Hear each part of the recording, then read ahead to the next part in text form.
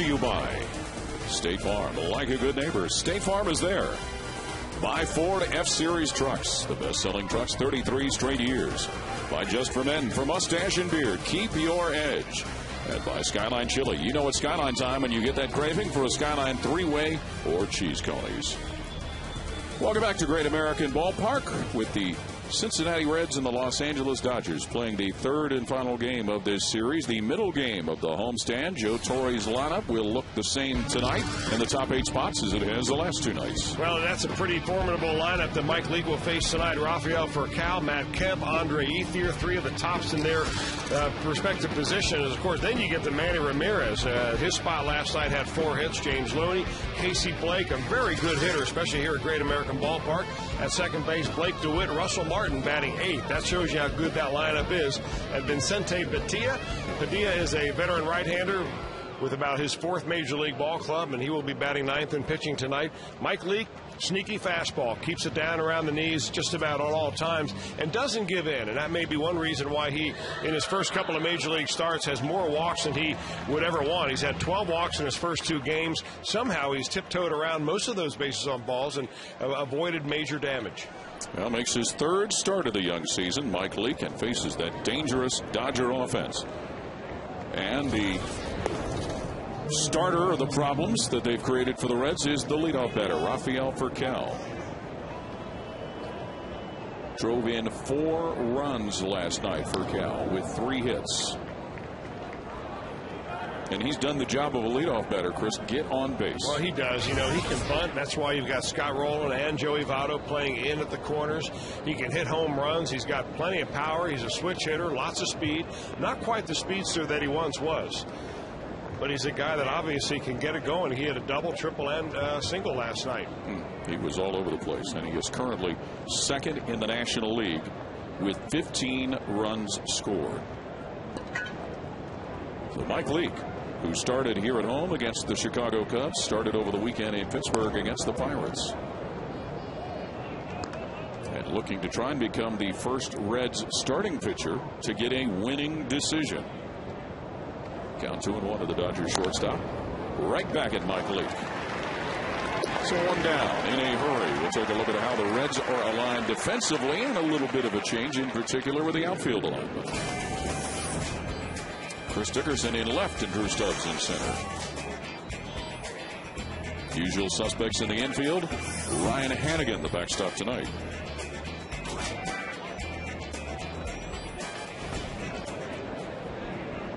Matt Kemp, who has homered twice in this series, will be the one-out hitter for Joe Torre's ball club. A homer on Tuesday night that really kind of broke the game wide open, and a home run last night. His only hit in 3 at-bats drove in a pair of runs. The Dodgers center fielder. Well, Mike Leake has looked pretty good and you can't do it, but if you could remove an inning or 2 in his 2 starts, he has looked impressive. His first inning against the Cubs, loaded the bases, got out of that, and had a rough early inning in Pittsburgh. You know, there are several ways to evaluate a pitcher. Bottom line is how many runs you give up. And so far, so good for Mike Leake. 2 outings and 2 quality starts for him. But I think one of the other ways that you evaluate, you can do it with a radar gun, you can do it with judging his stuff on a scale of 8 and so on, like the scouts do. But what I like to do is you watch the hitters. Do the hitters get real good swings? Are they seeing the ball well off him? And in my experience in watching Leake, they don't see the ball well because they're just not getting all that many good swings. Kemp with a good swing right by Cabrera for the first base hit of the night for the Dodgers. I mean, not to say you're never going to give up a line drive or a home run. I mean, after all, you're in the big leagues and you're facing the finest ball players on the planet. But the fact remains, I see a lot of guys late, a lot of guys early. Even that one right there by Kemp, that was way out on the end of the bat. Look where this ball actually makes contact on the bat. Way out on the end. He was a little bit ahead of that, strong enough, and he is as strong as a bull to get it into the outfield. So the inning will continue for Andre Ethier. 3 hits and 5 at-bats last night. A pair of runs driven in.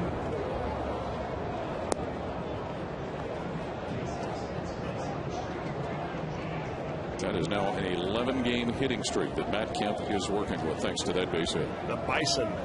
The Bison? That's what his nickname is. Is that so? I'm sure there's an interesting story behind that. I don't know the story. I just know the nickname. Just assuming. Ethier hits one deep, as he did last night. Jay Bruce backing to the wall, and it is out of here. So Andre Ethier takes one deep to give the Dodgers once again tallies in the first inning. He homered last night in the third inning. He homers here in the first to give LA a 2-0 lead. Home run number 5 on the season for the Dodger right fielder. Now he went down. It looks like he got an off-speed pitch right there. Andre Ethier did, and he just lofts it on out of here. I'll tell you what, that is a can of corn in Chavez Ravine, where the Dodgers call home. Here at Great American Ballpark, it's a 2-run bomb. Which gives the Dodgers a 2-0 lead, and it brings Manny Ramirez to the plate. The first home run given up this year by Mike Lee.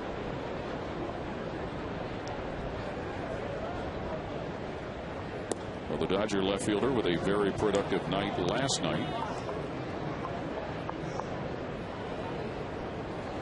Certainly he's been a guy that the Reds have tried to navigate around a little bit, but he came up with 3 base hits and 3 RBIs, Manny Ramirez.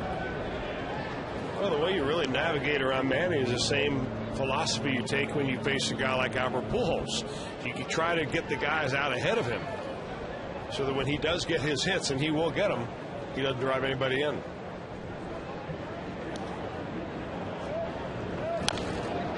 Ramirez, number 14 on the all-time home run list, a spot he shares with Mike Schmidt thanks to a pinch hit home run on Sunday.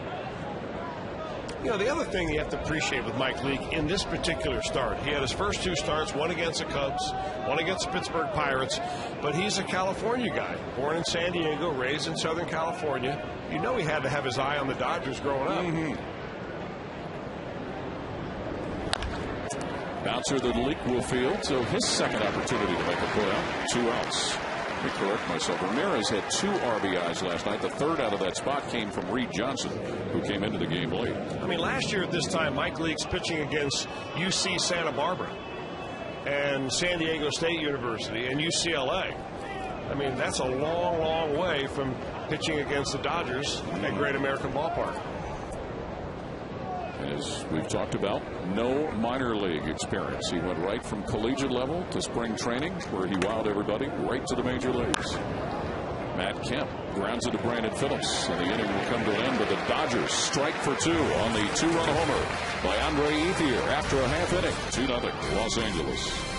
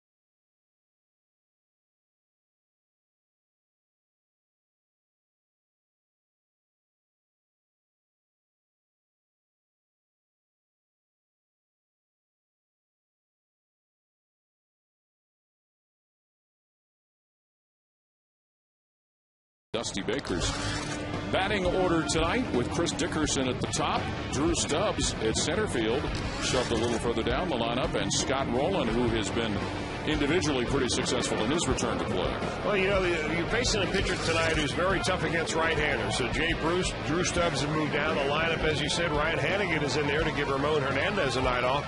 And Mike Leake, who, by the way, is batting .600, is batting in the number 9 spot. Vicente Padilla, former Philadelphia Philly, Arizona Diamondback. And he comes over here for his second year with the Los Angeles Dodgers on a 1-year deal. He'll have various arm angles, he'll change speeds. He likes to pitch inside, and he is very tough against right-handers, holding them to a .243 batting average lifetime. So Vicente Padilla and Chris Dickerson. The matchup to start the bottom of the first inning. Dickerson getting the start in center field, or excuse me, in left field tonight with Stubbs in center field. Chris Dickerson comes in with a batting average of .267. And looking for his first hit in this series.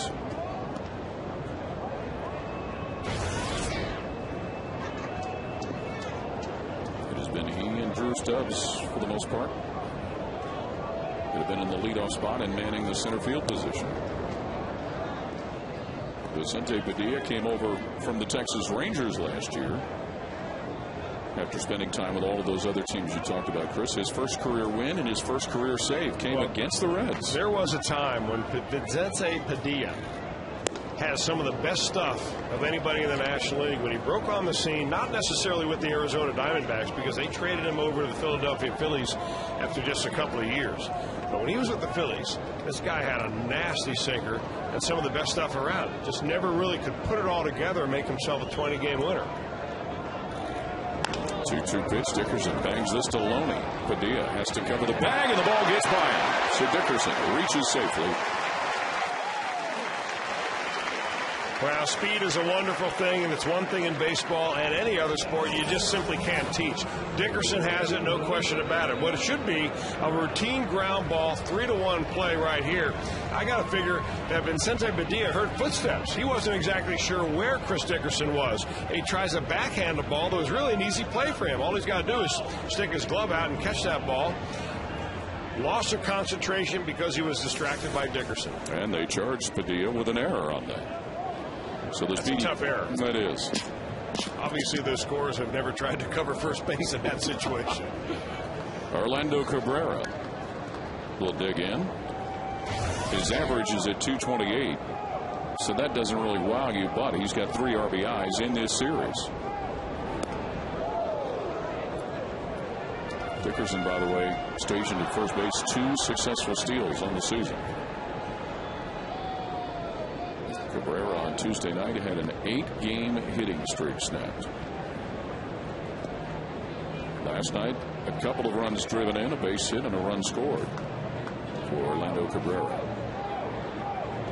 Andre Ethier with a 2-run homer in the top of the first to give the Dodgers a 2-0 lead. It has been 3 straight nights that the Dodgers have scored in the top of the first inning.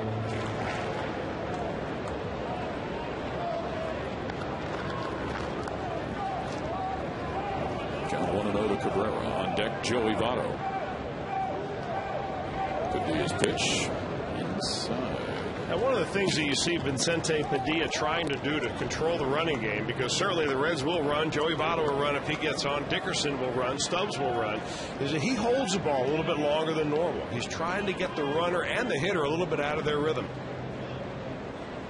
And that runner, Dickerson, does warrant attention from the Dodger pitcher. Count 2-0 to Cabrera. There goes Dickerson. Ball bounced at Blake and over his head at third base and into left field. That will allow Dickerson to scamper on to third.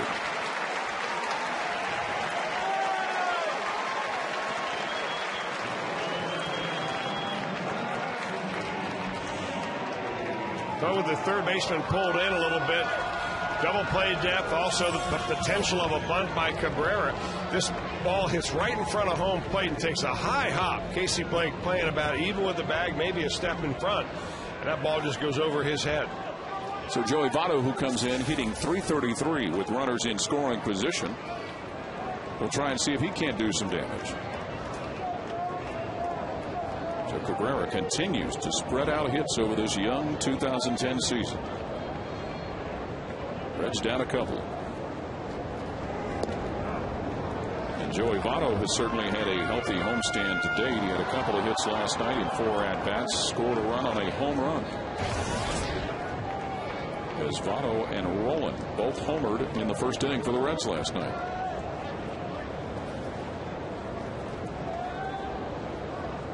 So both pitchers having to face early difficulty in this baseball game.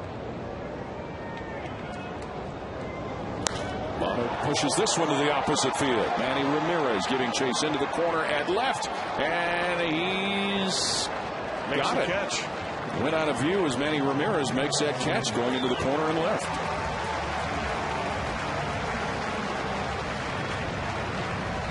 So the first out of the inning on a nice play by the Dodger left fielder, not always known for his defense. Well, pretty strong at bat right there. Look at the ball tailing away from Joey Votto, and he takes it the other way. Man, does he let that ball get deep on him. The running Manny makes a nice catch right there. Unfamiliar with the environs of Great American Ballpark. Manny Ramirez, much maligned because of his poor defense.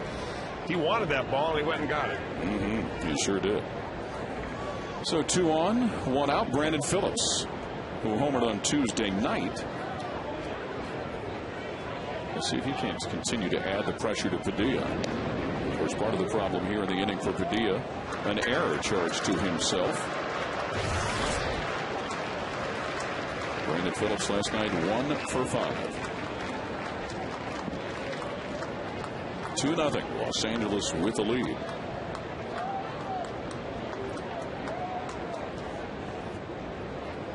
Padilla from Nicaragua.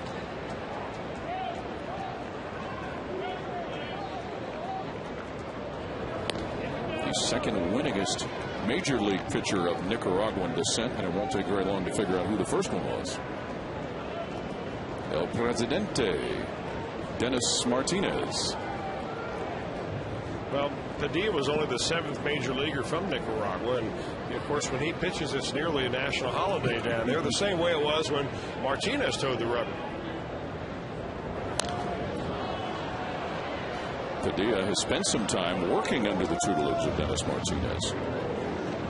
Of course, Dennis in his career threw a no-hitter against the Dodgers while with the Expos. Count 1-1 to Brandon Phillips.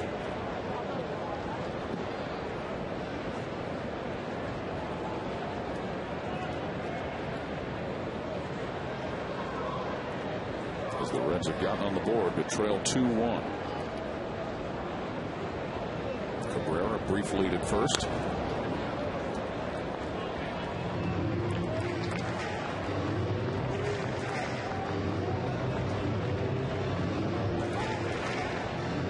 Brandon Phillips, his numbers at 224, 8 RBIs, 2 for 9 in this homestand so far.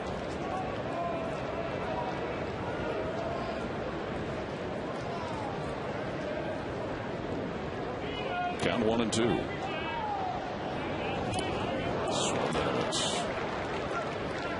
So down goes Brandon Phillips. Time to look at the forward defense for the Los Angeles Dodgers, and pretty much the same 8 we've seen in the first 2 nights.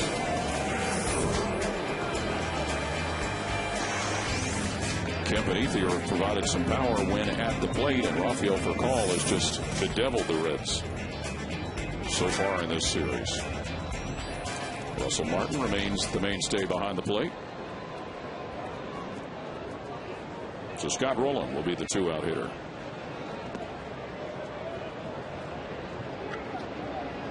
Rowland in the first inning last night smacked his 4th home run in a year on a ball that was a line drive right into the seats in left field. 5 base hits and 8 at-bats for Scott Rowland in this homestand after missing the 3 games previous in Pittsburgh.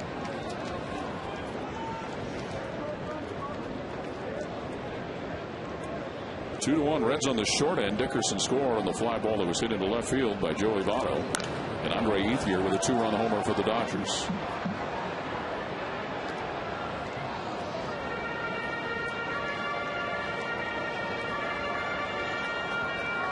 Vicente Padilla, his major league debut came against the Reds while with the Philadelphia Phillies back in June the 27th of 1999, a game that was no decision.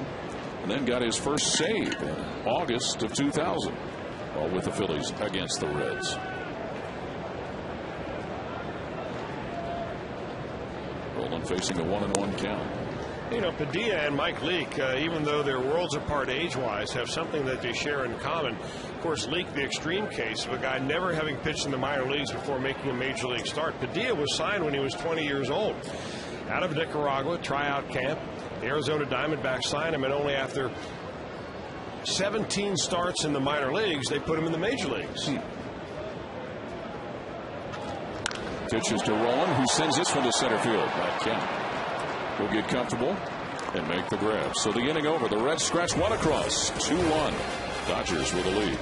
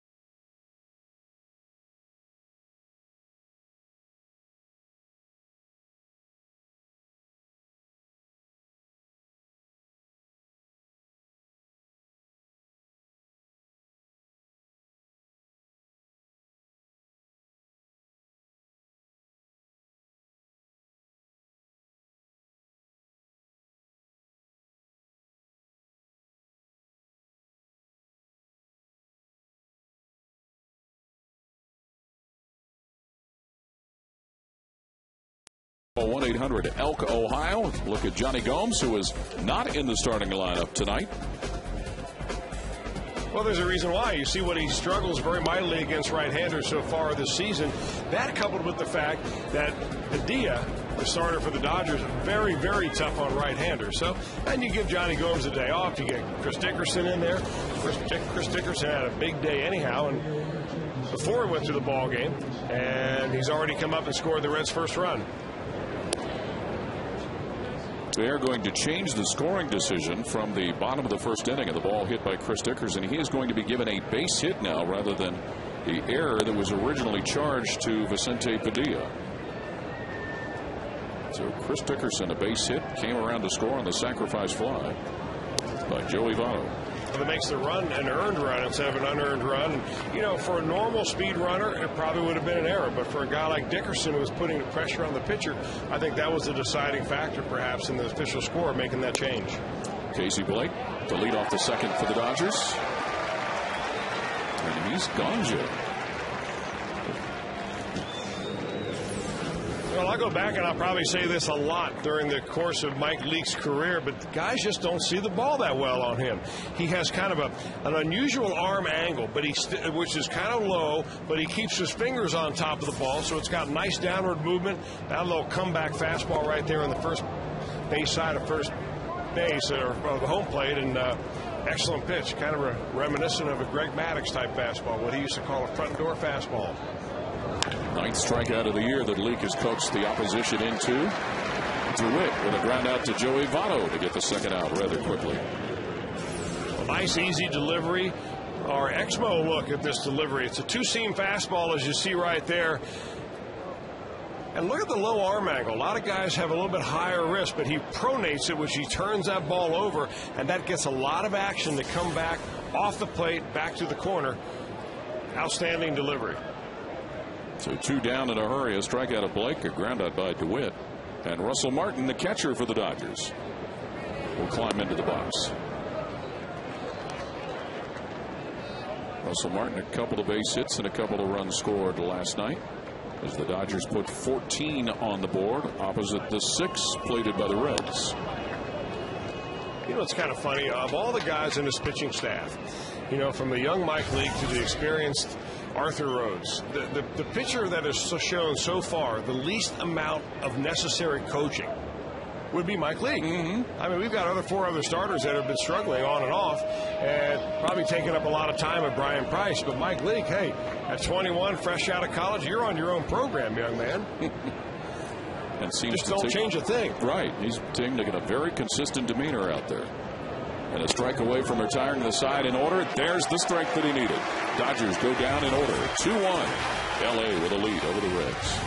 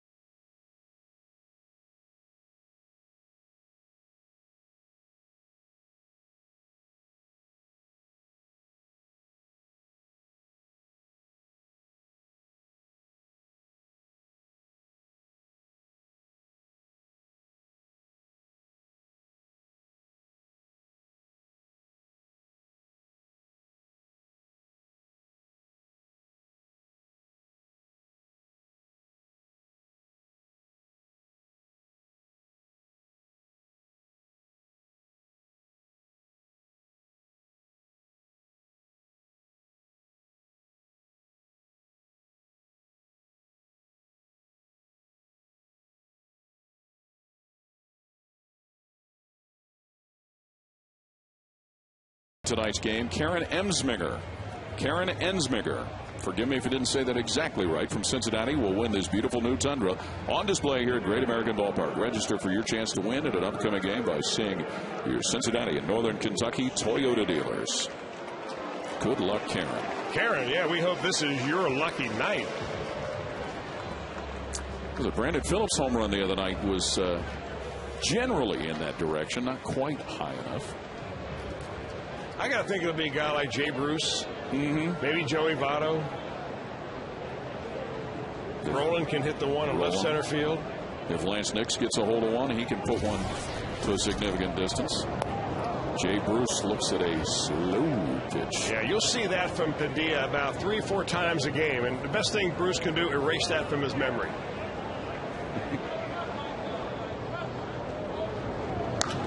He does erase it, and he pushes one to left field, but it pushed foul. Well, that's the whole idea of a real slow pitch like that, is to velocitize the hitter, get him looking for something real slow, and then you speed up the fast one. Here comes our Fox Tracks look at that first one, the big slow curveball. 53 miles an hour coming out of the hand. The next one coming up there about 93 or so, and that's why Jay Bruce is late. That looked like one of those we used to see in the Ken Sill League in Kennedy Heights. The Ken Sill League. Kenwood, Kennedy, Silver. Yeah. Swing and a miss. Jay Bruce down on strikes.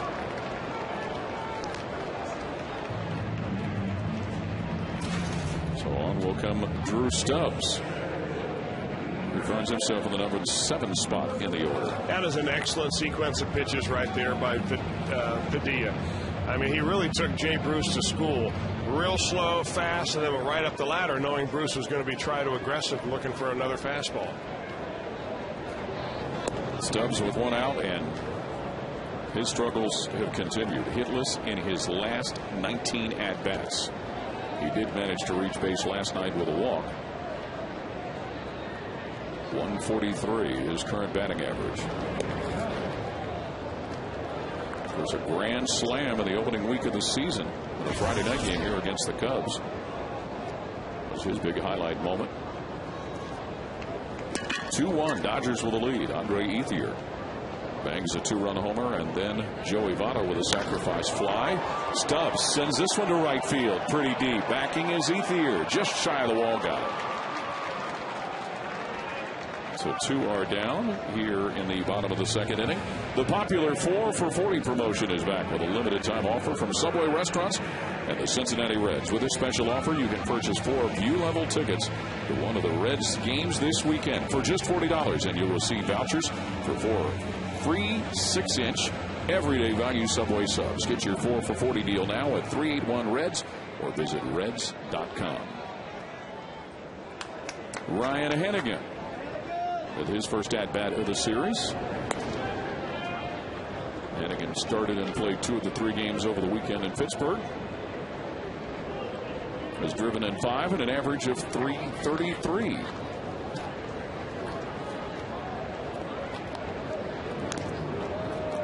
Padilla trying to retire the Reds in order, as Mike Leake did to the Dodgers in the top of the second when he struck out 2 of the 3 batters he faced.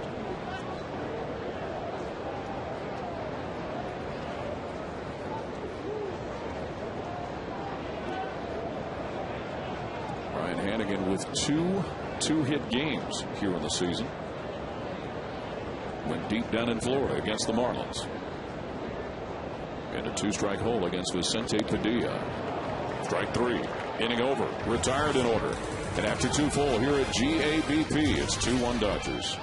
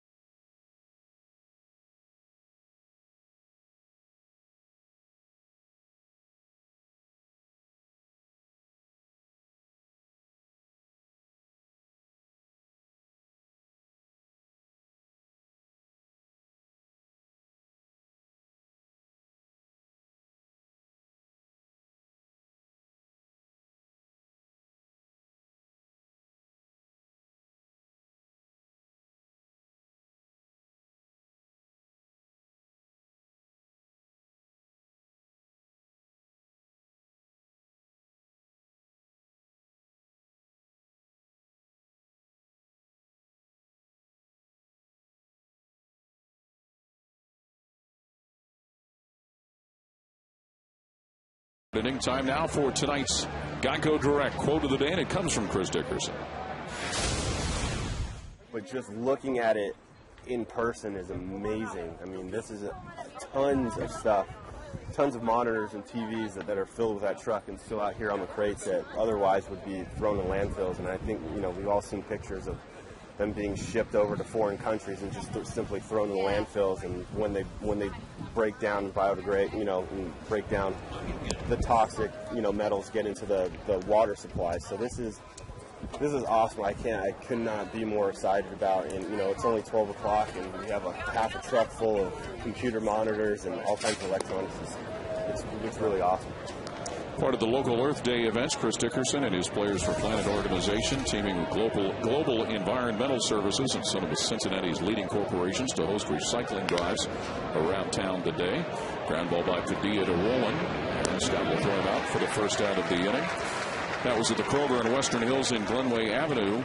Saturday at the Kroger at Hyde Park on Paxton, Dickerson, Jay Bruce, Drew Stubbs will greet donors in the afternoon.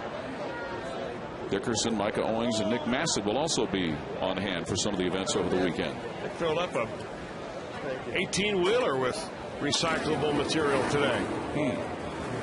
All part of Earth Day. Yeah, they probably got some old stuff like that, old projector, 8-track stereos, things that Jay Bruce and Chris Dickerson wouldn't have any idea what they were. They get the 8-tracks from your house? How did you know? There's some in mine. So the old beta tapes. Remember the VHS beta argument? Oh, yes. That's a fly ball that for call sends to left. Dickerson over the shoulder makes the grab. The guy's Dickerson. There is no question about that, because he didn't exactly make it the prettiest play in the world. But he goes out there, keeps his eye on the ball. His speed, first of all, gets him to a spot, or at least in the vicinity where he knows that ball is going to come down. Furcal's got some power, and it's going to slice back and overrun a little bit by Dickerson, but that's a dandy of a catch. So 2 are down quickly, as Mike Leake will try for the second straight inning to retire the Dodgers in order. Matt Kemp, the 2-out batter. How many record albums do you still have stored away at your house? Too many. Now, those are collectible items. I get about 20 or 25 of those. Is that all? Yeah, that's all. But just scads of cassette tapes. Now, see, I'll keep the album because the album covers. Right. I mean, what use are cassette tapes, really? I don't know. There's some use for them. Replace them all with CDs anyway, eventually. I mean, at least you can serve pizza on a record. Not the album cover, but the record. Right. Don't ruin the cover. Count 2-1. Mike Leake trying to sail through the third. I think my mother at her retirement home in Vegas still has some 78s that my parents had had.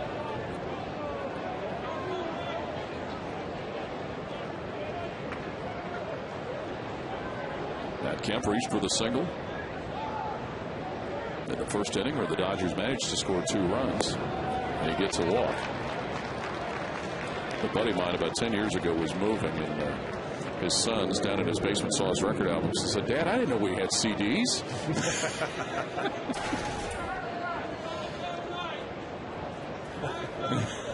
And they didn't. So the guy who did the big damage tonight, Andre Ethier, a 2-run homer in the first, will step up. Mike Leake had retired 5 in a row before issuing that walk to Matt Kemp.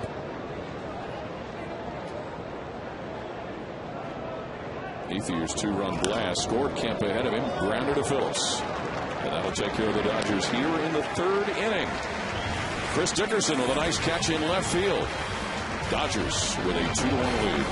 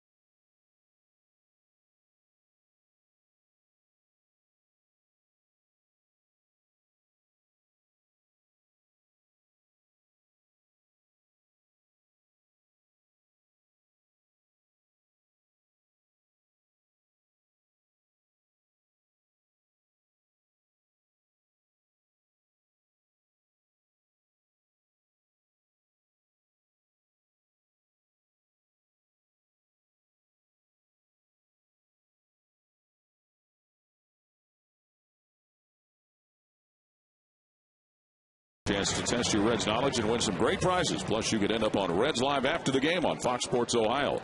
Be part of the fun at O'Malley's. 2-1 Dodgers with a lead. Reds come to the plate here in the bottom of the third inning, and it's Mike Leake, who on the year is 2 for 5 hitting. Wait a minute, that's not right. He's got 3 base hits. 3 for 5 in 2 games. Had 2 base hits in his first game against the Cubs, and then had a base hit Friday night in Pittsburgh against the Pirates. And got those first 2 base hits in his first 2 major league at-bats. Swings and he gets it on a one-hopper to Blake DeWitt, who throws him out. 1 out here in the inning. So Leake puts some good wood on the ball, and the lineup flips back up to the top, and Chris Dickerson. Mike Leake with those 2 at-bats in his first game. The first Reds player to get hits in his first 2 at-bats since Benny Fry back in 1929. So up comes Chris Dickerson. Had a ball that was initially ruled an error on a bouncer hit in the infield. Later, the scoring decision changed to a base hit, and he came around and scored on Votto's sacrifice fly. We get a look at Padilla's slow motion pitch again.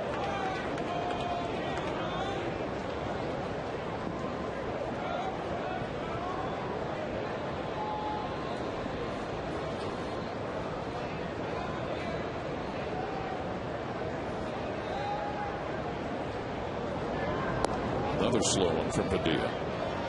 He's trying to mesmerize him. Hey, you know, we thought Daniel Ray Herrera had some of the slowest offerings around in the sometimes mid to low 60s, but Padilla's got that baby in the 50s. A little more heat on that first strike. He must have heard us talking about those old 78s. Throwing a pitch to the era.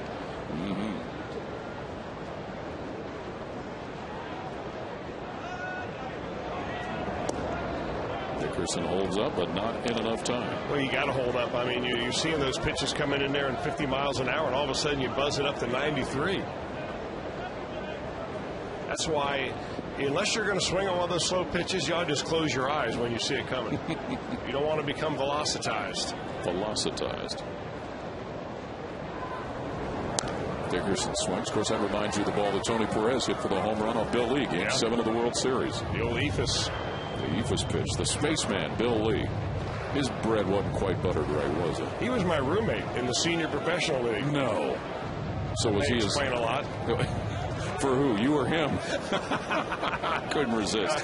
You put that on a tee. I've lived to talk about it. Somewhat. You got to look at Tony Perez, retired number 4.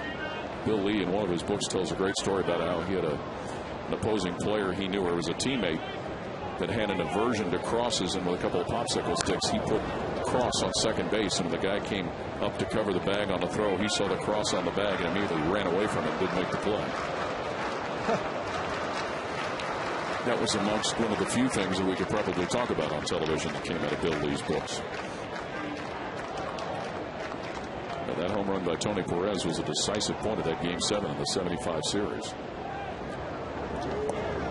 Swing and a miss by Dickerson as he goes down. That is the 3rd strikeout that Vicente Padilla has gotten at the expense of the Reds. And a time to take a look at the Honda standings in the National League West, where the Dodgers reside, but the team coming in tomorrow for the weekend is the team that everybody's looking up at. They're playing pretty good. Yeah, they're playing good baseball right now. The Padres are. They just took care of the San Francisco Giants as the Giants came through San Diego. This time of year when a couple of those West Coast teams over here on the Midwest and then heading to the East Coast. In fact, the Dodgers leave tonight. They'll go to Washington to play the Nationals in a series. They'll end up a 3-city road trip in New York playing the Mets. And the Padres, because of that success, running a 6-game winning streak coming in here. Padilla to Cabrera. And speaking of Tony Perez in Game 7 of the World Series in Boston,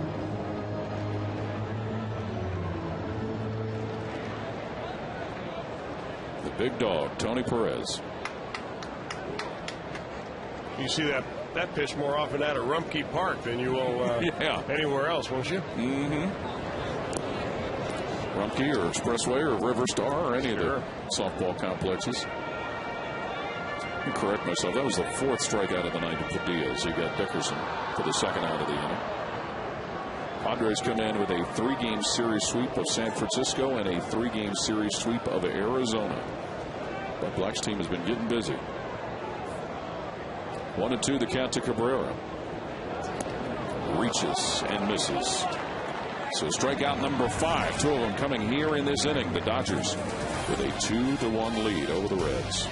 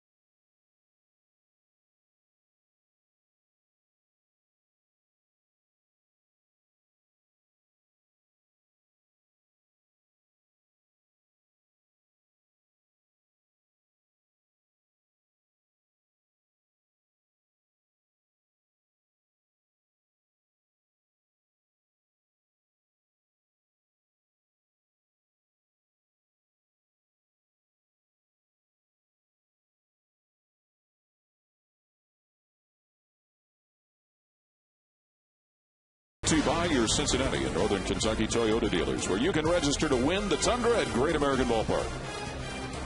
By JTM, food, family fun, JTM.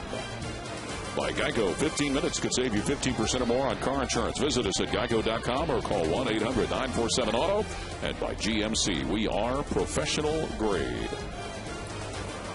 Manny Ramirez to lead off the 4th for the Dodgers, who have 2-1 lead, and a bouncer that Mike Leake will take care of for the first out. To get Manny Ramirez to hit ground balls like that. I'll tell you what, Mike Leake, with as many ground balls as he has that come back to him, and the ground balls that he ends up covering first base, this young man, believe it or not, may have a chance to win the Gold Glove Award. I mean, I know I'm going way out on a limb right here, but he fields his position. If you watch him at the end of his delivery, he's in a good position to field. Look at that. Ball's coming right back. He's squaring up to the plate. He goes down and fields it like a third baseman, fires over to first base. Before it's all said and done, if he stays healthy, Gold Glove in his career. Well, that's the 3rd grounder that he's fielded and played successfully for an out defensively. James Loney, who grounded to 2nd at his first at bat. Loney with a couple of RBIs in this series and a couple of doubles. 2-1. Dodgers with the lead. Andre Ethier with a 2-run homer in the first. Joey Votto a sac fly that brought in Chris Dickerson. Mike Leake from Fallock High School in San Diego. The Reds' first-round draft choice out of Arizona State. He had Loney almost tempting to go after one on the outside portion of the plate.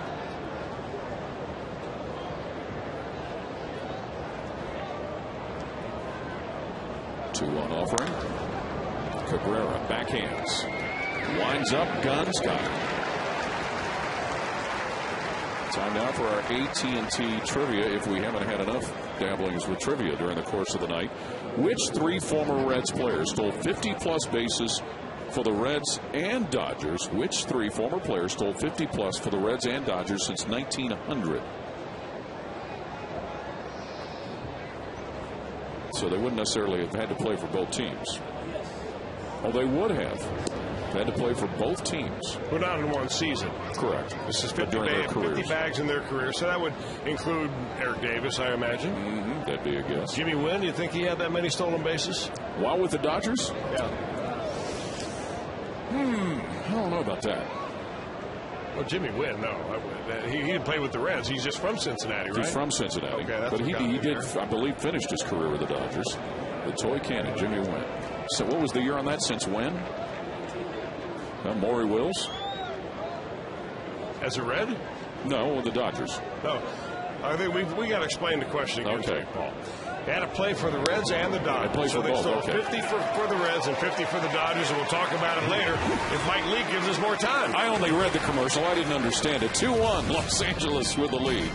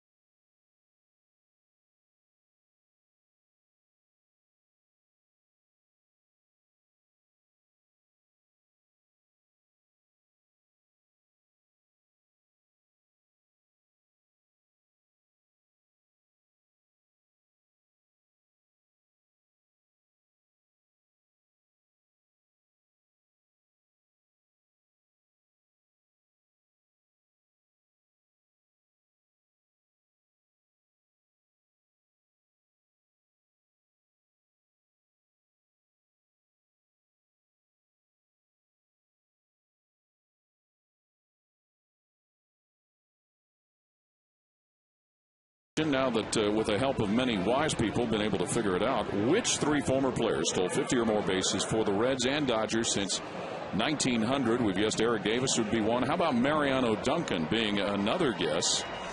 And kind of coming up a little empty on the third. So let's see whom the answer would be. Eric Davis, Lenny Harris, and Jake Daubert.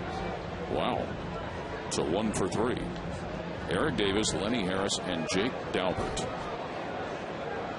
Of course, Lenny Harris with a couple of different stints with the Reds and is currently coaching in the Dodger organization. 2-1, Los Angeles with the lead. Joey Votto lines it right at the shortstop for call for the first out of the inning.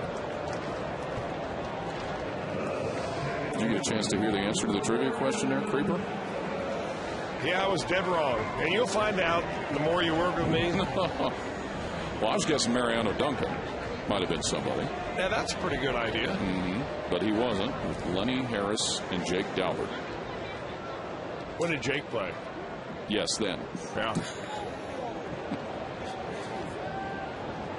2-1, Dodgers with the lead. Reds hitting here on the bottom of the fourth inning.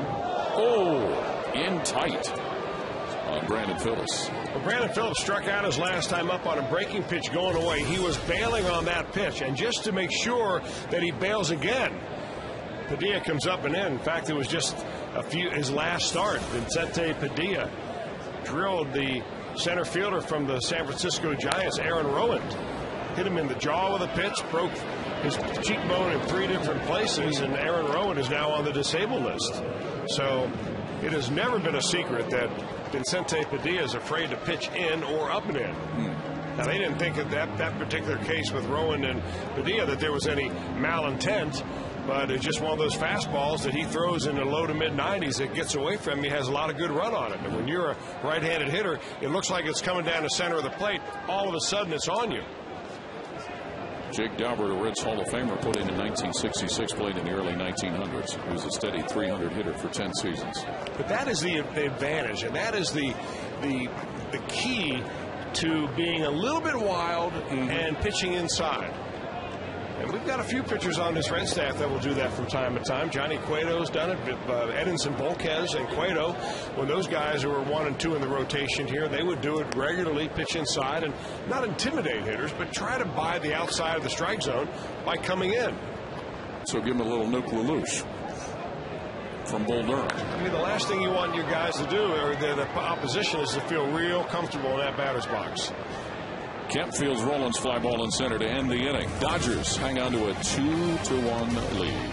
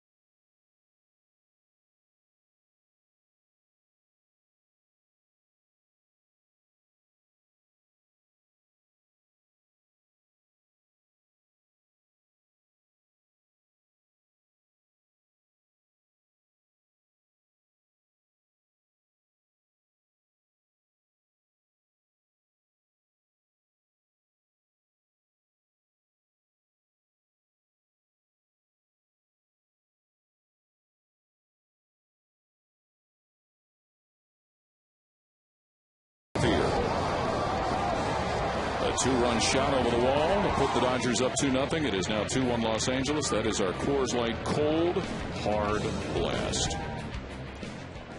There's Andre Ethier.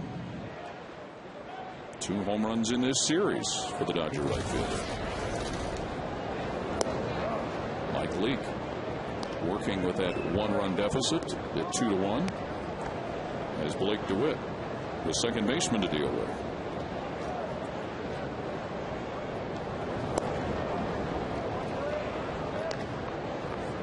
Count even at 1-1. By the way, Vicente Padilla has retired the last 12 Reds batters in a row. Yeah, this is about the best that we've seen Padilla pitch in a long time. Of course, he hasn't pitched against the Reds since 07. Phillips can't quite catch up to that ball by DeWitt.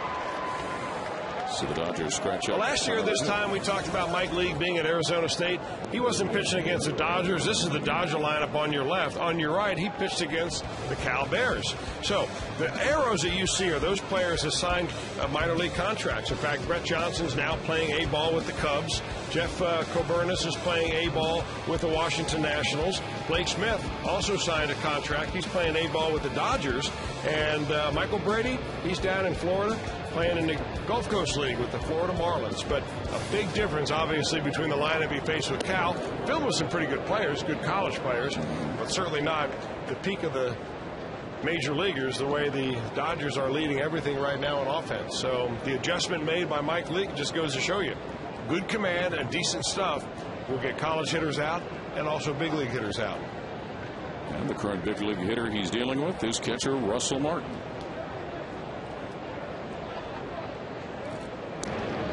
Russell Martin, a strikeout victim in the second inning. Mike Leake has fanned 3 and has walked 1, if my count be correct. Dodgers with a 1-run lead, 2-1. Here at the top of the 5th inning. Martin scored 3 runs so far in this series. Came in with an average of .317.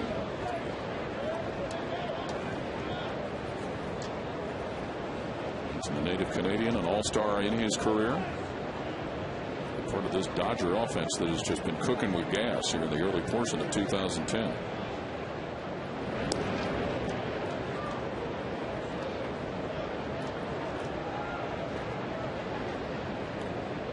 Dodgers lead the major leagues with a .315 team batting average, 93 runs, 86 RBIs, 162 hits, and a .488 slugging percentage. Those are team numbers.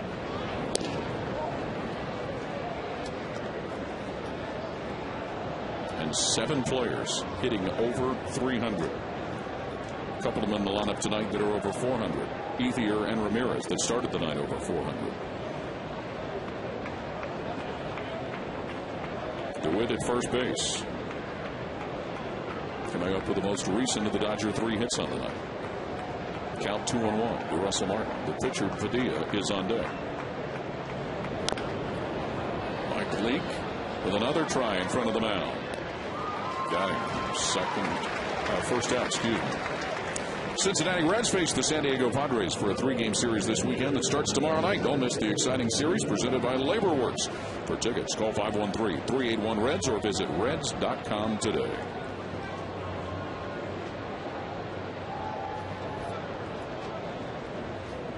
Four ground balls that Mike Leake has fielded off the mound and turned into outs. The leadoff hitter, DeWitt, moves to second base. And the pitcher, Vicente Padilla, will dig in.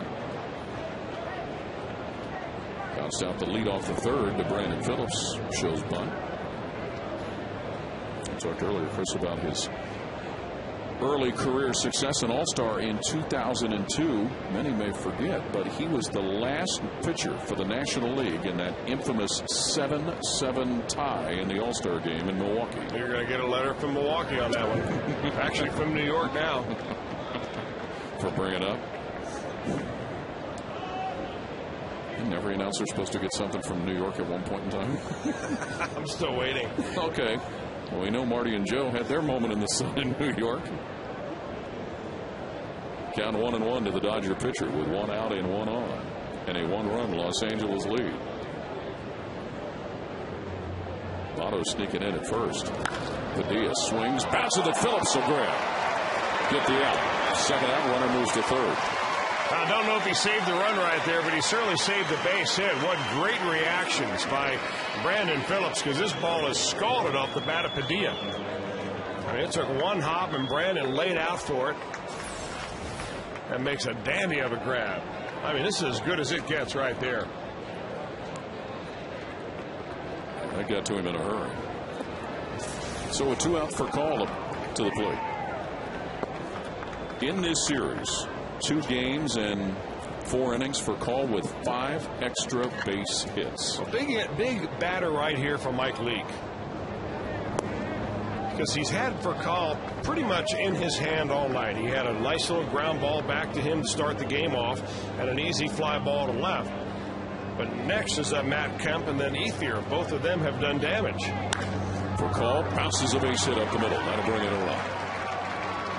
So Rafael Furcal continues what's been a successful stay in Cincinnati, getting an RBI and giving the Dodgers a lead of 3-1.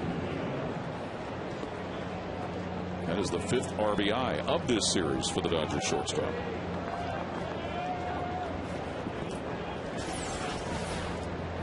Well, our Fox Tracks look at the last pitch thrown by Leake right there. You see he got that one up. Kind of caught it over the center of the plate. Furcal did what he should have done to that pitch. Now you wonder now with 2 outs whether they may even try to put Furcal in motion. Obviously, he's the kind of runner that would have the green light at any time. Has 7 steals on the year. Matt Kemp, a single and a walk. Kemp has 5 RBIs in this series to date. Well, you get the ball up to him, he simply does not miss.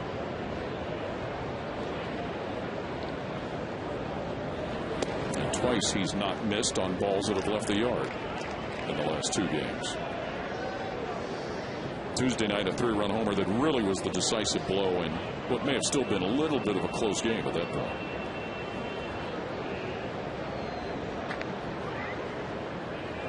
Furcal, lead at first. Kemp pops it up. Joey Votto circling in foul territory. Got it. But the Dodgers get a run. 3-1 Los Angeles as the Reds come to bat in the bottom of the fifth.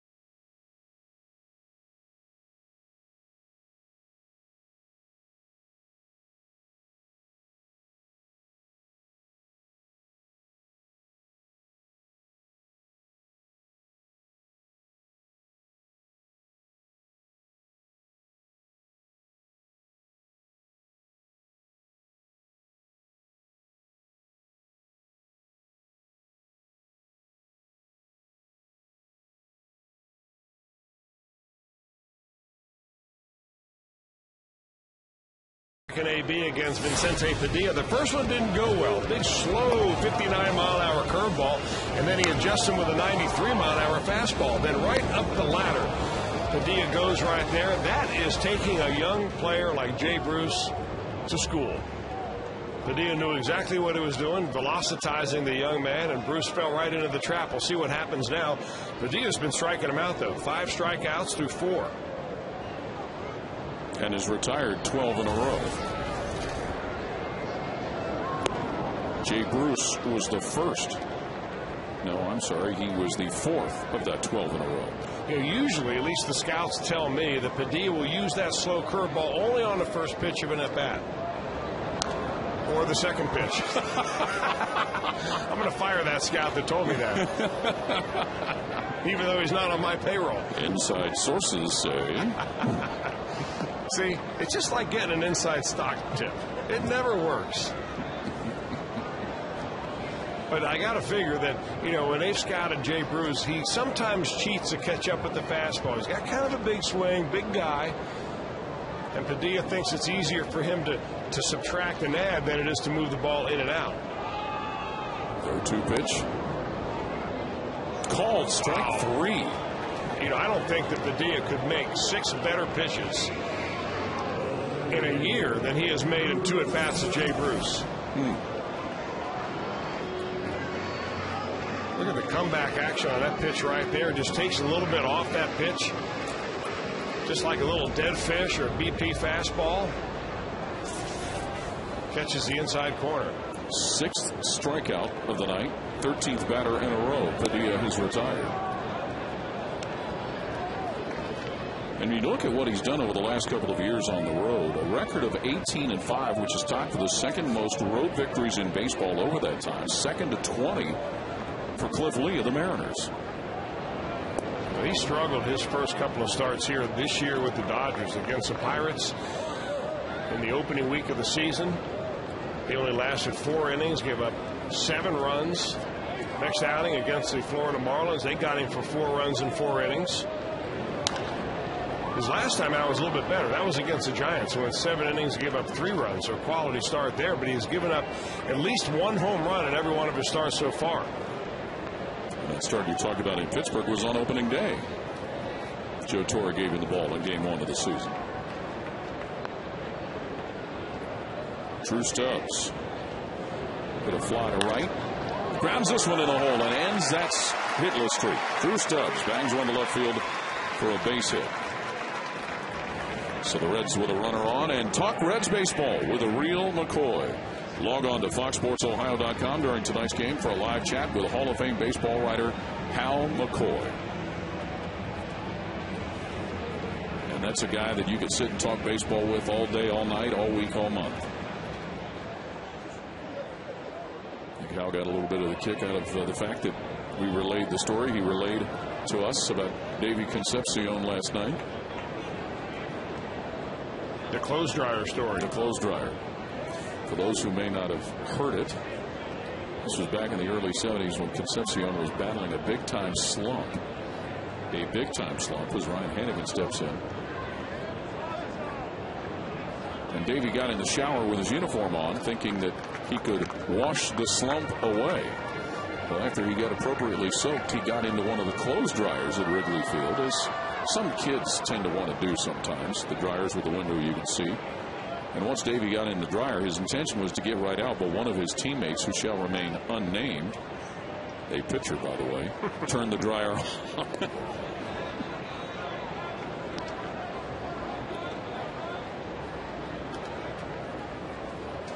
So how about Drew Stubbs? He was hitless in his last 20 at-bats before banging that base hit into left field. So maybe that's the start of some good things for Drew Stubbs.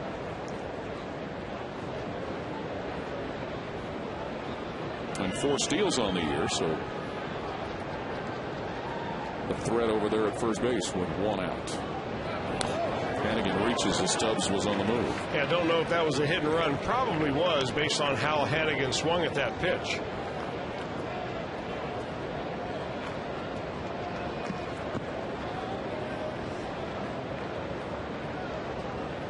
Ryan Hannigan was a strikeout victim to end the second inning. So that streak for Padilla ends at retiring 13 in a row before the base hit by Drew Stubbs. 3-1 Dodgers with a lead, scoring 2 in the first and 1 in the fifth. The Reds 1 in the bottom of the first on a Joey Votto sacrifice that scored Chris Dickerson. On deck is Mike Leake, the Reds starting pitcher. Hannigan up the middle, and that will get through for a base hit. Stubbs is going to take his chances going to third base, and he'll beat the throw from Matt Kemp. So Ryan Hannigan pushes a base hit up the middle. Boy, Drew Stubbs can really pick him up and put him down. He goes first to third on a play where a lot of runners are not going to do this. Matt Kemp has a plus arm out there. He's not quite to the ball yet. Stubbs is 3 steps past second base. He makes it fairly close, Kemp does, with a good throw, but Stubbs has that kind of closing speed that very few players in this league have. Mark Berry, the third base coach, with Drew Stubbs there at third base. A lot of options open right here to Dusty Baker now. The one, you can let him hit away. You risk a double play that ends the inning. You could have a safety bunt or just a straight sacrifice where you have Hannigan move over to second base. Corner infielder sneaking in as Leake shows bunt. Or you could have a suicide squeeze, where if you're lucky on a suicide squeeze, you get the runner in from third, the runner from first goes to second, and Leake makes the out of first base.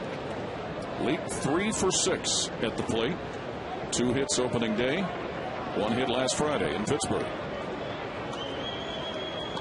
He's down a strike with 2 on and 1 out, and the Reds down a couple of runs here in the bottom of the fifth. Again, the corner infielder's coming in, bunt on the first base side. Padilla will field it, and he's safe. The throw pulled DeWitt off the bag. Infield base hit. 4th hit of the year for Mike Leake.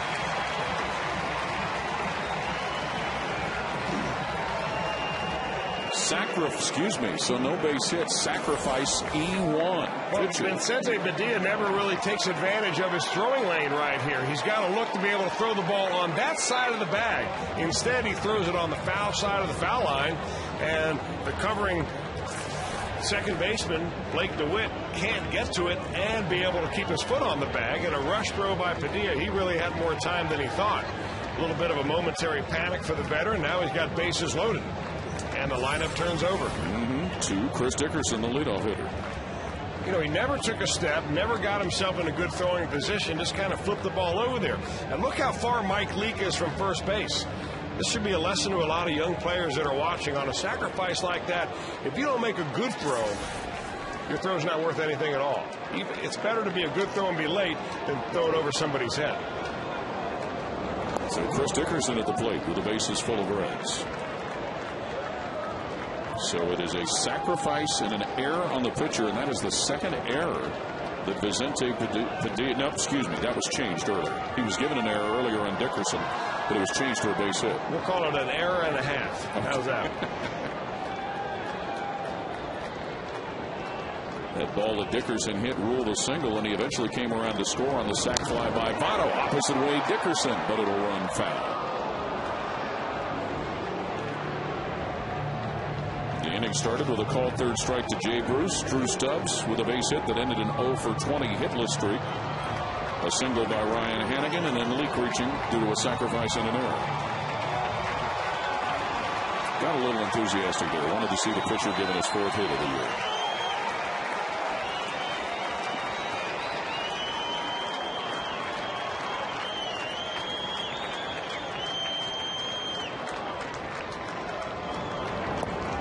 Swings and misses.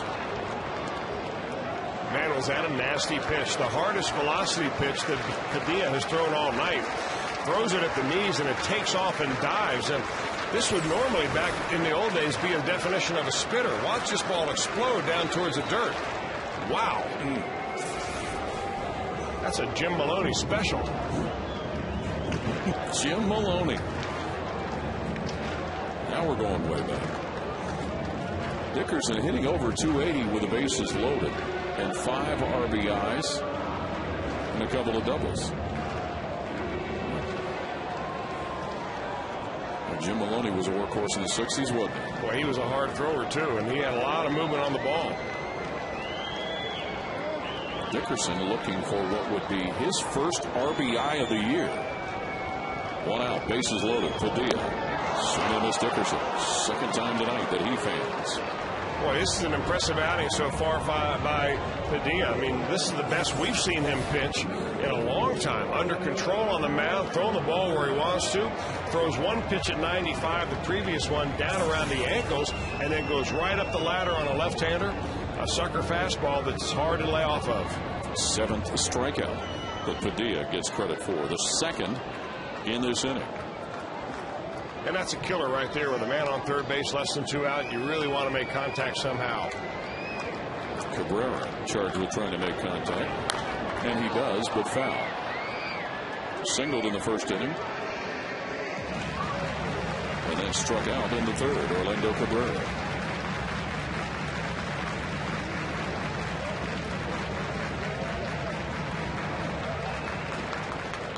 Cabrera with the bases loaded. 1 for 1 with a couple of RBIs. In a 1-strike hole to Vicente Padilla is Orlando Cabrera. Now in a 2-strike hole. 3-1 Dodgers with a lead. Scoring twice in the top of the first, once in the top of the fifth. The Reds scoring once in the bottom of the first. But with a darling opportunity right here.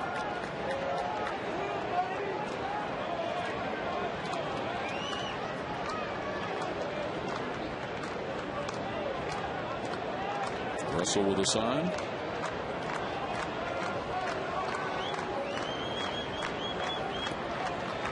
Stubbs, Hannigan, and Leake at third, second, and first for the Reds. Cabrera at the plate with 2 out. 0-2 the count. And Cabrera steps out. Russell Martin will go out there. Well, after the marathon evenings the last couple of nights, as we get a look, there's Jim Maloney. Yeah, you do recognize him. There's Jim Maloney. The author of 4, in my book, no-hitters. He's been credited with only 3. You talk about a guy that could bring it up there in a hurry.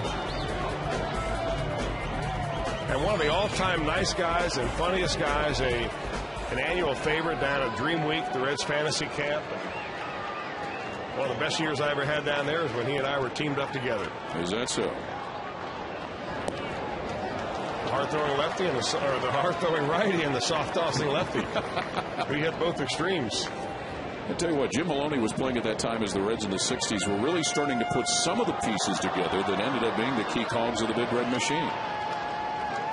1,592 strikeouts, Jim Maloney, in his career. 1-2 the count to Cabrera. Padilla pitches, chopper at third. This is going to be Blake having to eat the ball and gets a run out. So an infield base hit and an RBI for Orlando Cabrera. Reds are now down a run. Well, they don't ask you how hard, they ask you how many, as in hits. And Orlando Cabrera's got a couple of hits. One, a bounder went by the third baseman his first time up. This one never made it to third base. Barehanded by Casey Blake. He thinks the better of it, and the Reds continue now the inning with the bases loaded and their best hitter coming to the plate. Joey Votto was looking for his first base hit. He already has an RBI on a sac fly in the first inning. The second infield single of the night for the Reds.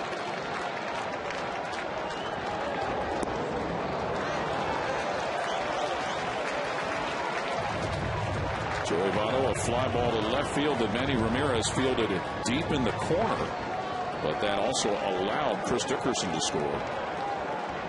Votto hit a line drive to Furcal at shortstop.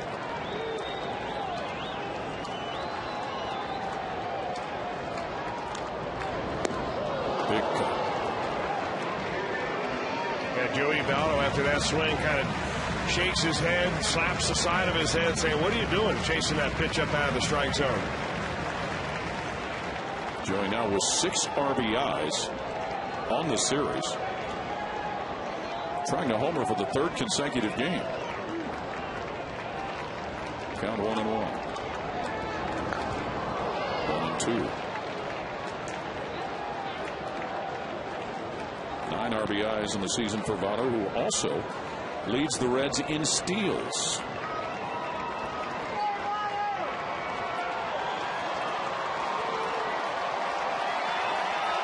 Hannigan at third. Leak at second. Cabrera at first. 1-2 the count with 2 out. And the Reds having already scored 1 and down 1.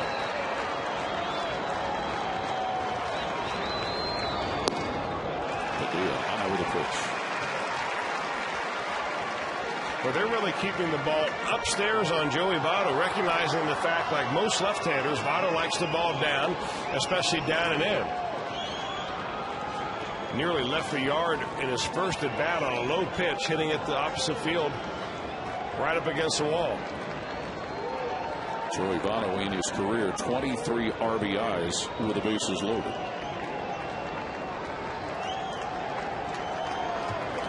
Count 2-2. And that's a foul. He chop it off himself. Boy, he did it ever. He did that where in Pittsburgh, where he collapsed on his front leg and hurt so badly, and he goes probably right back to the same spot.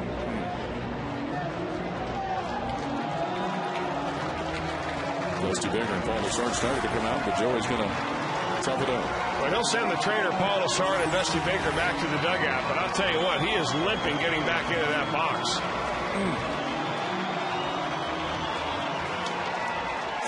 Now the crowd getting a little juiced here now. Yeah, Tim McClellan, the umpire, giving him a little extra time to get ready, but he is barking him right now. 2-2 the count. Bases loaded. 2 out. Reds down a run. Vicente Padilla offering it up to Joey Votto. Pops a fly, but that is going to chase Kemp just shy of the warning track to gather it for the third out. The Reds do scratch a run across and trail by a run after 5, 3-2.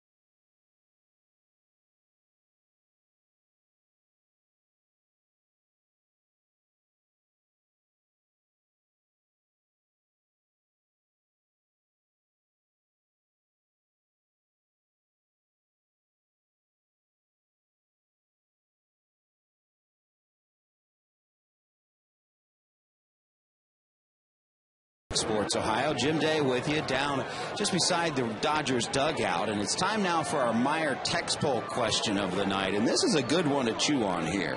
Which was the bigger deal? Try to think of yourself as an impartial observer. Text one if you think it's the Dodgers leaving Brooklyn. 2 for the Browns leaving Cleveland. We remember how devastating that was to Ohio and the Browns fans. Or 3, the Colts leaving Baltimore. You remember they did so in the middle of the night, that famous shot of the moving trucks moving their equipment out to Indianapolis. So, which is the bigger deal? Text your votes to 37664. 37664 standard text message rates apply. And I tell you, guys, this Dodgers team, there's still some long-time, old-time fans in Brooklyn that have never gotten over that one. You know, Jim, and thanks for contributing on that. You would tend to say that because, and that the Dodgers leaving Brooklyn, because it was also at the same time when the Giants left New York for San Francisco. So New York lost 2 teams. Yeah, I think the Dodgers may have left a year or 2 earlier than the Giants.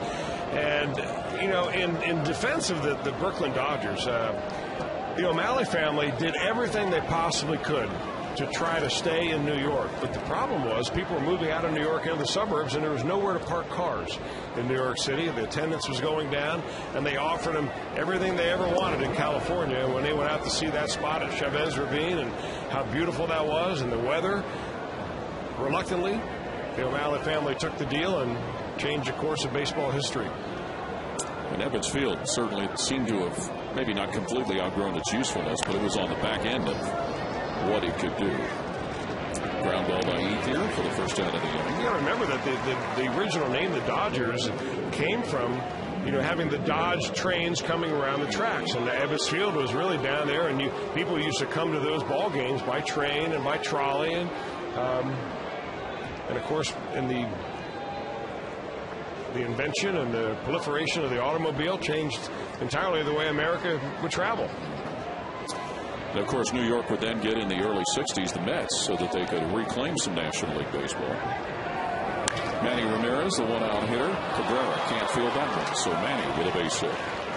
Yeah, the Browns leaving Cleveland after the 1995 football season was such an emotional deal because many felt that Art Modell just was despicable in how that was handled. And of course, that even, you know, here in Cincinnati up until the late 60s when the Bengals came into existence, this was a Browns area. There's something going on out here. I'm not sure whether Manny Ramirez hurt himself, but as soon as he got to first base, they looked at the dugout and they said, "Come on out." And I don't know whether he was talking about Joe Torre or the trainer or what exactly happened right there for Manny Ramirez. Let's take another look at the hit by Ramirez. First pitch hitting.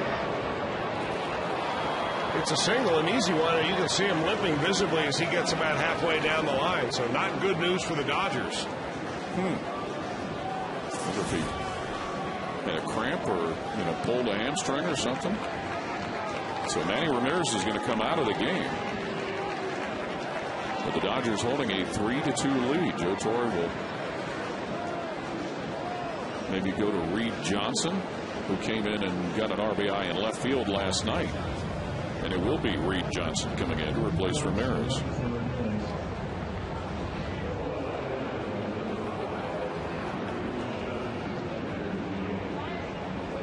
Veteran outfielder who's been with Toronto and with the Cubs. So James Loney will be the one-out hitter.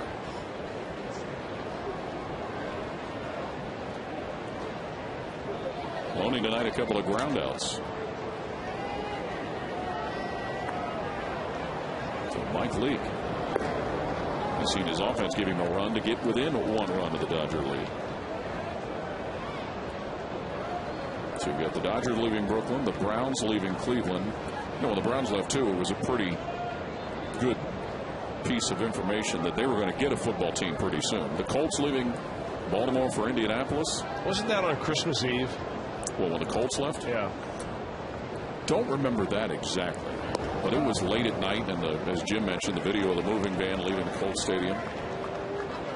And you know, for the longest time in Baltimore, when after the Browns moved and became the Ravens, they wouldn't even acknowledge Colts history, statistics, things of that nature. But when they did, they said Baltimore football history statistics.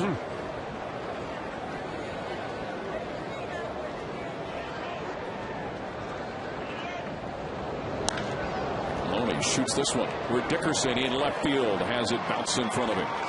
Reed Johnson to second base. So 2 on now. Well, good closing speed right there by the Reds defense in left field. Dickerson gets a good jump on this ball. Coming off the bat of a left-hander, it's going to slice towards the line. And Reed Johnson's got good speed, but he knows better than to try to challenge the arm right there, make it out of third base as the Dodgers are trying to brew a little bit of a rally. And you saw Dickerson fielded where he was facing where he could make a throw. Of course, some of the most recent baseball moves have not certainly had the same effect that the Dodgers and the Giants moving. When you think of the Expos, one of your former teams, Chris, moving from Montreal to Washington, that was kind of known that they were going to move for some time. By way of San Juan. Yes. And back in the early 70s, you had the second version of the Washington Senators moving to Texas. Played for them, too. That's right, another of your former teams.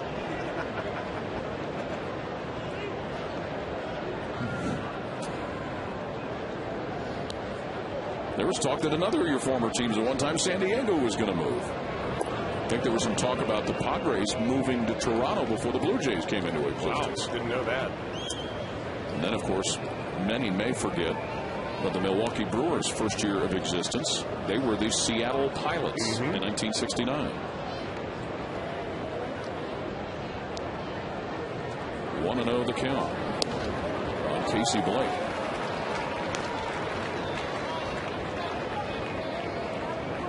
Casey Blake has been a strikeout victim twice tonight. As the Seattle Pilots' 1 year of existence was really punctuated by the writing of Ball 4 by Jim Bouton. Probably the first real tell-all sports book that ever came out. And really had a lot of former players and coaches and managers just upset at Jim Bouton, a former Yankee, for telling some of the stories of what went on with baseball players.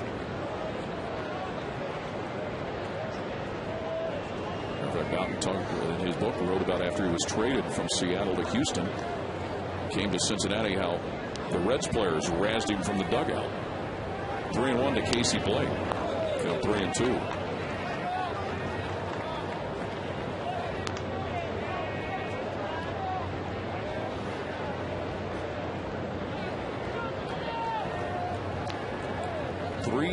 Dodgers with a lead over the Reds. Cincinnati was able to get one in the bottom of the fifth, but really a chance to try and cash in even more than that. Mike Leake dealing with a couple of runners on base. How you doing, Vic? How's things?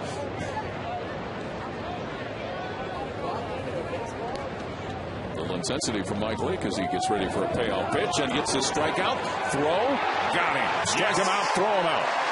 Reds get out of the inning as Reed Johnson is nabbed at third base. Double play. Reds down a run and go to bat looking for more.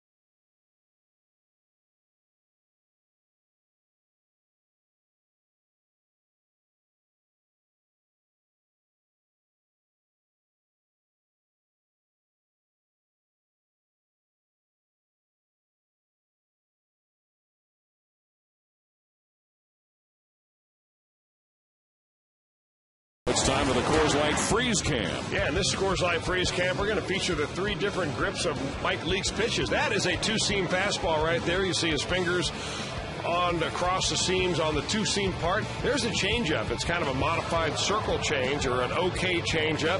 Way out on the fingertips, really turns it over to get a lot of runaway action. And that is a spiked curveball, not to be confused with a knuckle curve. But the pressure is on his middle finger as he turns that baby over. Look how he stays on top of this pitch. And the spin straight down, almost a 12-6 spin. The 3 magical pitches of Mike Leake. That's what makes up our Coors Light Freeze Cam, brought to you by Frost Brewed Coors Light. Your thoughts on Mike Leake's night? He got a couple that he gave up in the first inning, but seems to be hanging tough.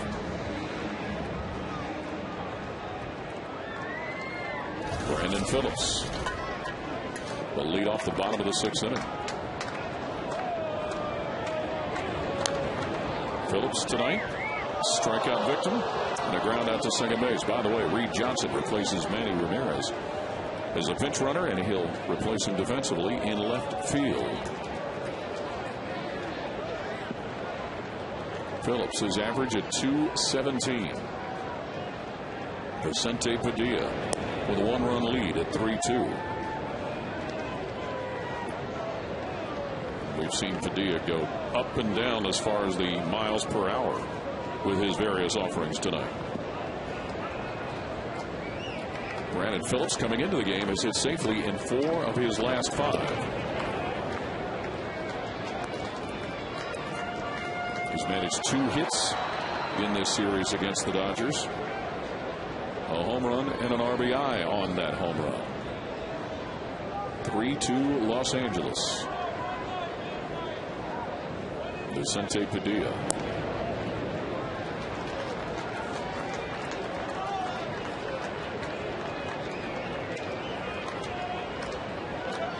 Padilla and Mike Leake trying to give their respective managers some significant innings out of the starting assignments.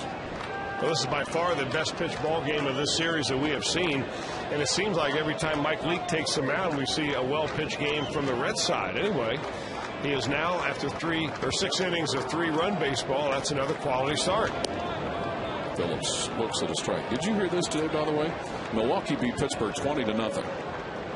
Is that a final now? Yeah. The Brewers outscored the Pirates in the 3-game series 36-1. Well, they missed the extra point? Absolutely. Full count to Brandon Phillips from Vicente Padilla. Right field. Bounces. Phillips is going to take the turn for 2 as Ethier will play it off the bullpen fence. Double for Brandon Phillips, who now has hit safely in 5 of his last 6. Well, Brandon Phillips made a pretty good adjustment against Vicente Padilla. Struck out the first time, an easy ground ball to the shortstop. That time Padilla tries to go up the ladder, didn't get it high enough. And Brandon, nice inside-out swing, takes it down the right field line. An easy double to lead the inning off. And he'll bring Scott Rowland to the plate. He's hit a couple of fly balls to center field tonight. And you know what his assignment is right here, though, is to get Phillips to third base. Got a left-handed hitter in Jay Bruce coming up next, so you try to get him to third so a sacrifice fly can tie this baby up.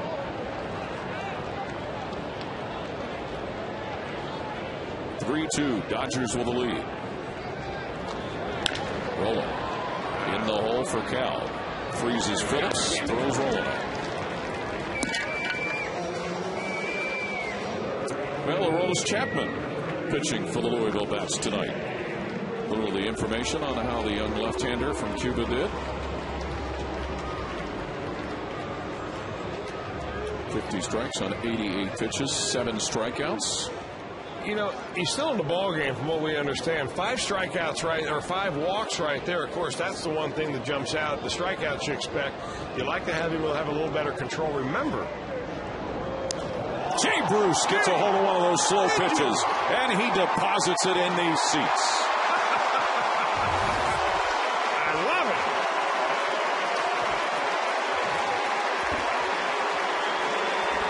Home run number 3. Plates Phillips ahead of him and gives the Reds a lead.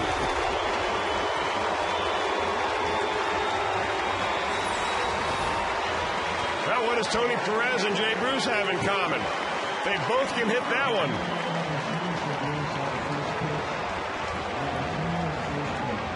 The second time tonight that he has seen a first pitch flip curveball from Vicente Padilla. And it's bye-bye honey pie.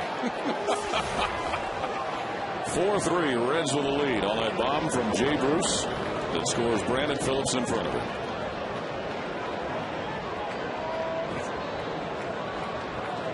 Stroke that has to feel so good for Jay Bruce. I mean, because he was abused his first 2 times out by Padilla.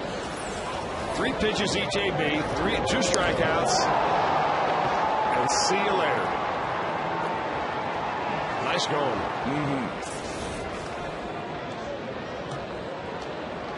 So 4-3, Reds with a lead. Drew Stubbs, who ended an 0-for-20 hitless streak with a single in the 5th inning.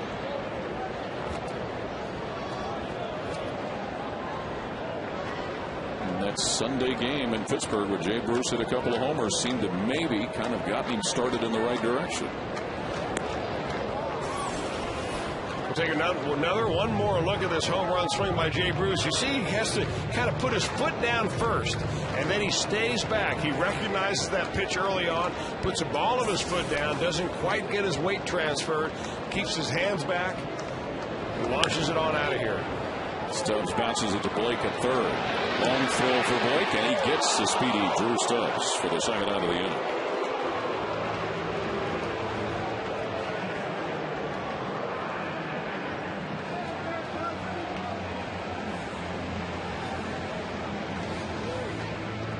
Of all the things that Jay Bruce had to do right, was the patience one of the biggest parts of it? You saw that little frisbee coming in? Well, pitch recognition is the biggest thing, and that's one of the biggest adjustments you make when you come to the major leagues, because you face pitchers that throw all their pitches for strikes. You have to recognize a slow one from a fast one in 0.4 of a second. Ryan Hannigan lines this one into center field for a base hit. The 3rd hit of the inning for the Reds, and the 2nd of the night for the Cincinnati catcher.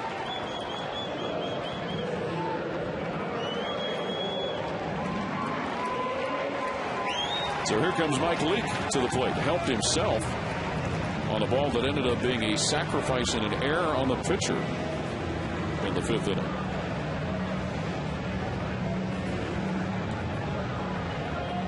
Still searching for base hit number 4 on the year.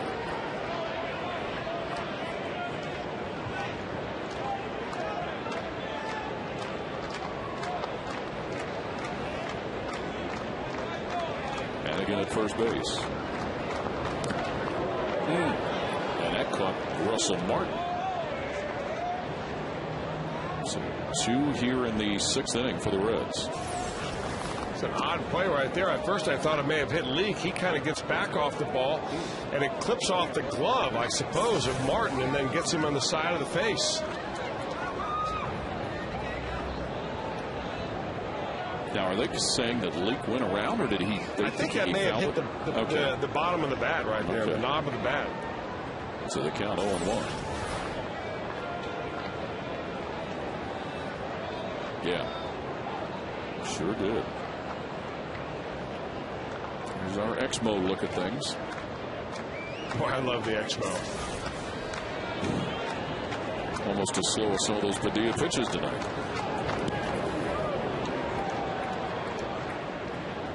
As you mentioned, he'd thrown a few of those teaser pitches up to Jay Bruce before. He jumped all over that like a dog after a pork chop and sent it into the Dodger bullpen.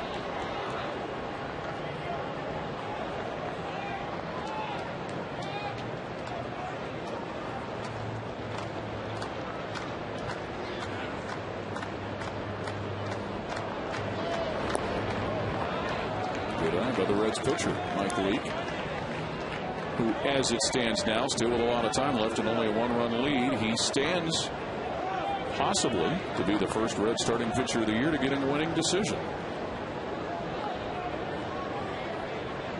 All the other winning decisions have gone to relievers. The Reds also trying to win the series finale, they would give them 2 of 3 against the Dodgers, a team that has just bedeviled the Reds the last couple of years here at Great American. 2-1 to count. Hannigan at first, 2 out, and 2 runs in already.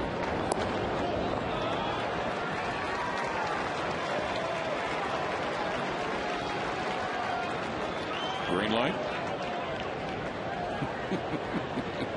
Absolutely. Okay.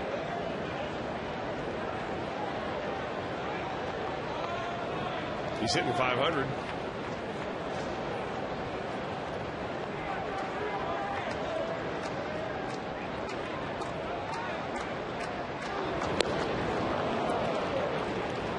Count runs full.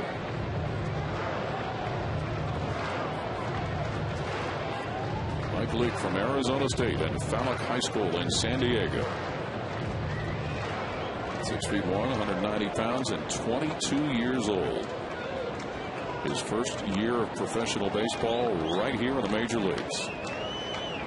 Count full, 2 out, 1 on.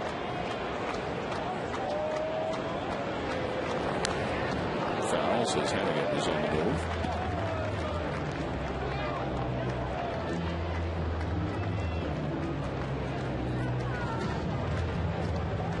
The Reds are 1-1 in those 2 games that Mike Leake has started. The win over the Cubs, the loss to the Pirates in both of his starts, registering his quality starts.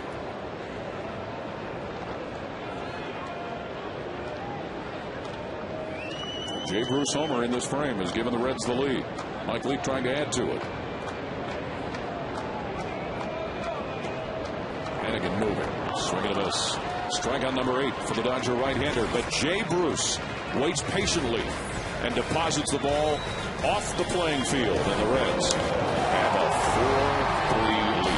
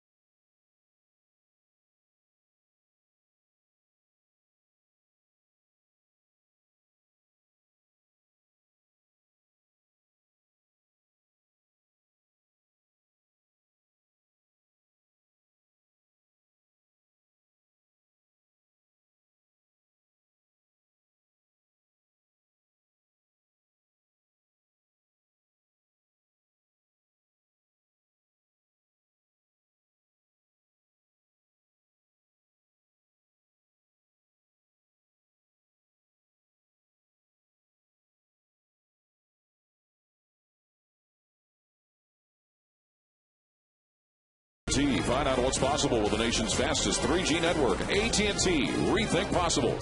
By your Cincinnati, Northern Kentucky Honda dealers. Visit mycincinnatihondadealer.com for current offers.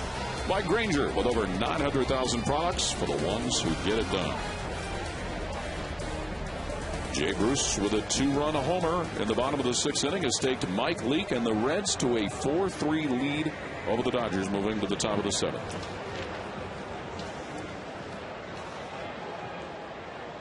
And that put a nice piece of excitement around the stadium when Jay Bruce smacked that pitch out of here.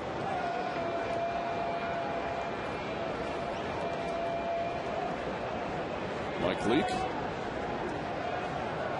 has been able to work his way to 4 strikeouts and 1 walk on the night, as Blake DeWitt, the second baseman, will lead off the 7th. 4-3 Reds. Scream foul into the stands behind the tarpaulin. Matt DeWitt. A base hit in 2 official at-bats, giving him 4 base hits in this series.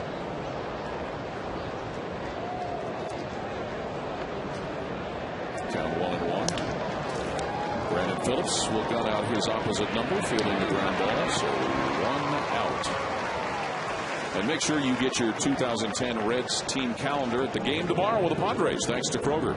This year's calendar, which Chris will be modeling for you, features Reds players like Brandon Phillips, Joey Votto, and Jay Bruce. For tickets, call 513-381-REDS or go to reds.com. Nice looking calendar. It is a nice looking calendar. Dusty Baker in the month of April. Interesting how your Reds calendar starts in the month of April. Funny how that works, isn't it? Brandon Phillips features in May. Aaron Harang in June. Francisco Cordero, the hot month of July. Joey Votto carrying the Reds in August. And so on and so on. Got a place for that at home? Sure. Always got a place for a Reds calendar. Russell Martin, the batter, pushes it foul. So that'll be tomorrow when the Padres come in. Boy, you love to see that out of a young man who's going to pitch in this ballpark for a long time. A ballpark that gives up a lot of home runs, but 12 ground outs compared to only 2 flyouts. That's what I'm talking about. Base hit, Russell Martin, right up the middle. His first base hit of the night.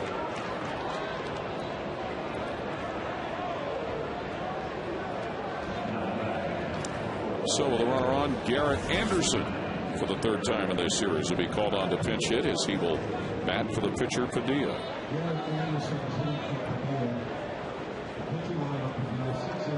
Anderson hitless in his first 2 pinch hit appearances.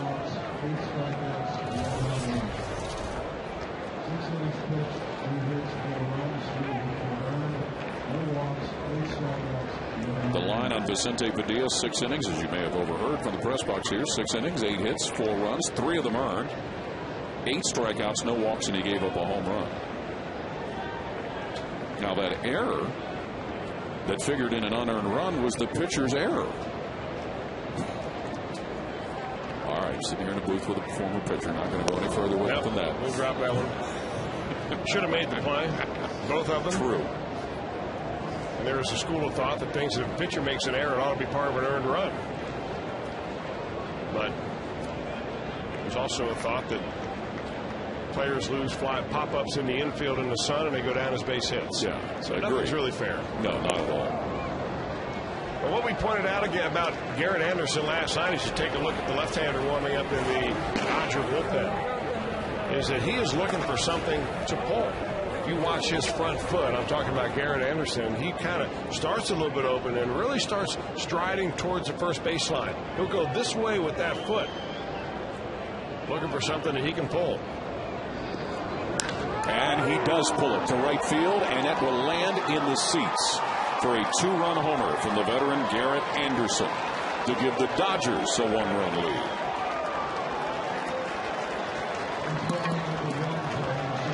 Well, his first homer of the year, Garrett Anderson, 2 RBIs.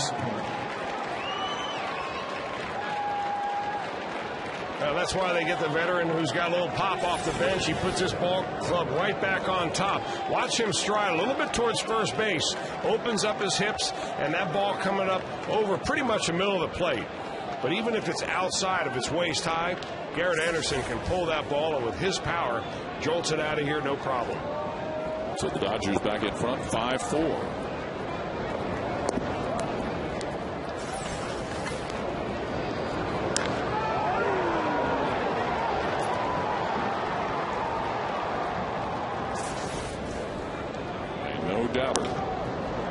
Cal bounces this to Joey Votto, feeds it Mike Lee, and gets the out. So 2 are down for Matt Kemp.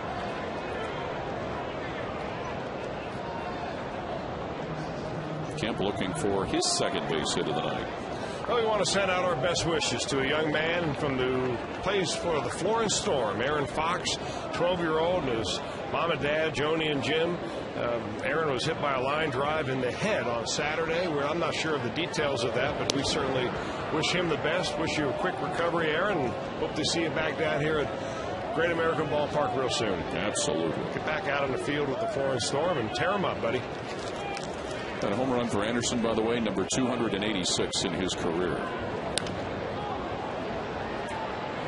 You know, speaking of that, we were talking about last night's pitcher for the Dodgers, and never got around to mentioning that Kuroda last year was able to come back after he got right back off his head. He got hit by a line drive last year at Arizona. And came out of it okay. There's Hiroki Kuroda, had a good outing last night. Of course, he had a lot of run support. The Dodgers had 18 hits in his support last night.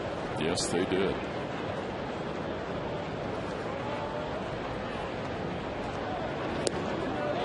Kemp can't quite hold in time, so he strikes out. But Garrett Anderson, a 2-run homer that puts the Dodgers back in front as we move to the 7th-inning stretch. 5-4 Los Angeles.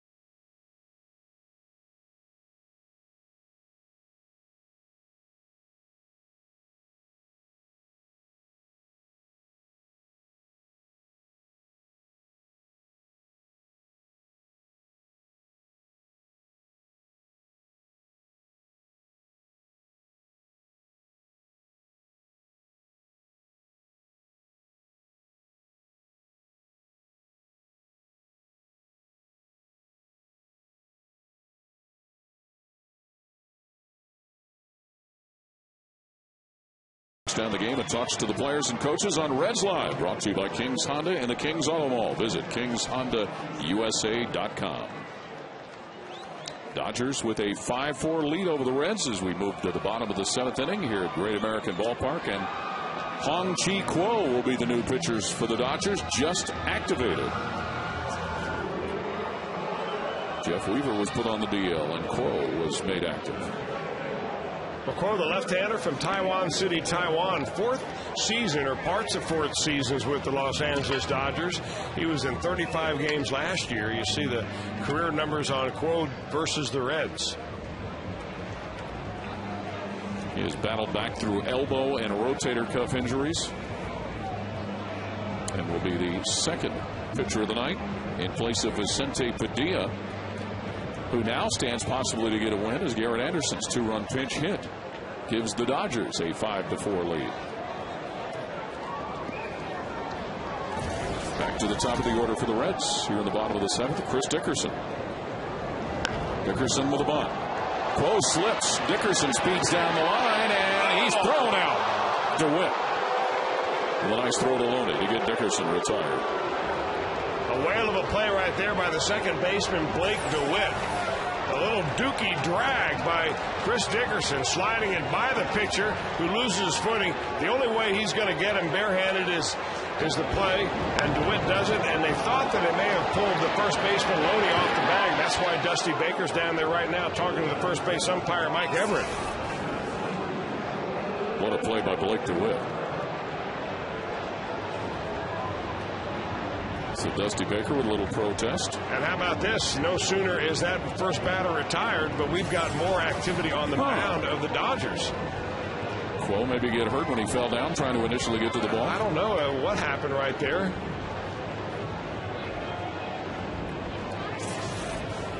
Well, we mentioned that Hung-Chi Kuo has certainly had more than his fair share of injuries.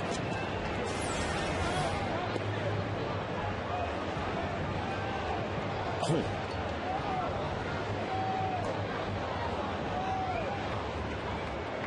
Well, no sign of it there as he watched the play come to an end.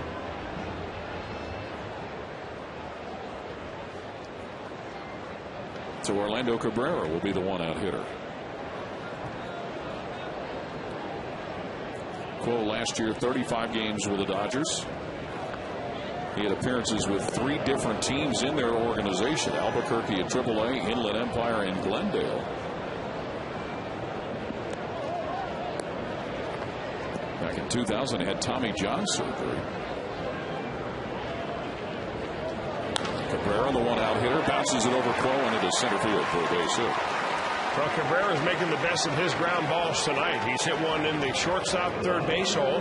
He's laid down a perfect bunt, or at least a swinging bunt, and drops one over the pitcher's head there with a 25 bouncer up for a base hit. So his third knock of the night. There's a look at what Mike Leake has done. Again, gave up a couple in the first inning and has been scrapping ever since.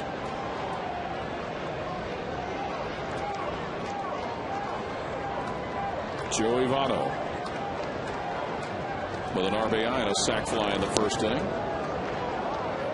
A line drive to the shortstop and a fly ball to the center fielder. So when you face Kuo as a left-handed hitter, there's not a lot of guesswork involved. He does throw mainly a fastball. That was his slider right there at 88 miles an hour, but not a big discrepancy in speed between his breaking ball and his fastball.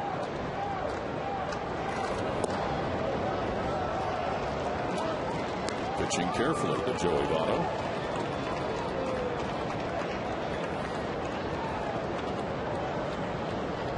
In fact, you mentioned Tommy John surgery for Kuo. He actually had Tommy John surgery twice. Once in the year 2000 and then again in 2004. Votto 2 for 3 in his career against Hung-Chi Kuo. Comes up empty in a big cut. They must have put a couple of bionic ligaments in there. That last fastball was blazing. It was cooking, wasn't it?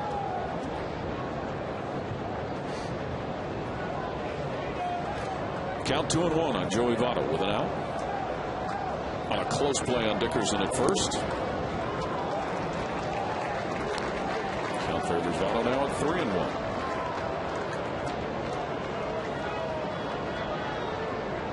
Joey Votto with a home run in the first inning last night. Homered in the 4th inning on Tuesday night. Has never homered in 3 consecutive games. How's that for a reverse jinx? Good eye by Joey Votto. Will trot down with the first walk surrendered by Dodger pitching tonight. This week on Fox Saturday Baseball, Alex Gonzalez and the defending World Series champion Yankees head to Anaheim in a rematch of last year's ALCS. Coverage of Fox Saturday Baseball presented by Lowe's begins this week at 4 p.m. on Fox.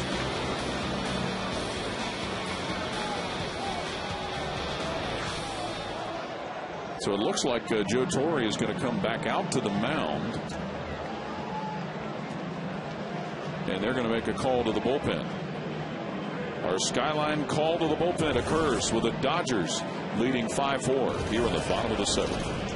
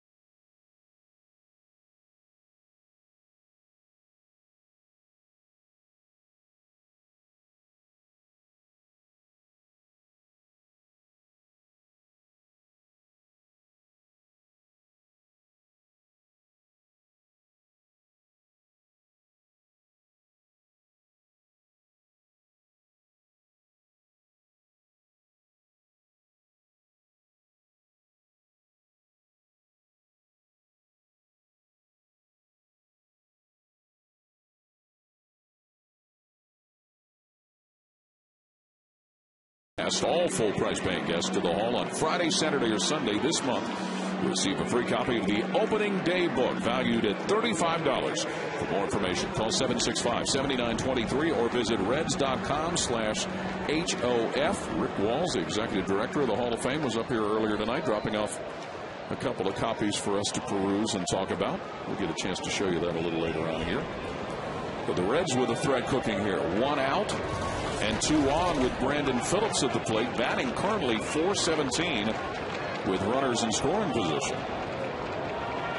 Ronald Belisario is the new pitcher for the Dodgers. In for the second night in a row is this hard-throwing right-hander. He was just yesterday reinstated from the restricted list after having visa problems, missing the entire amount of spring training. They got him into shape, and he got him in the bullpen tonight. Comes inside on Phillips. Belisario with an inning and zeros across the line last night in that 14-6 win for the Dodgers. Brandon Phillips with a double in the 6th. His only base hit in 3 at-bats.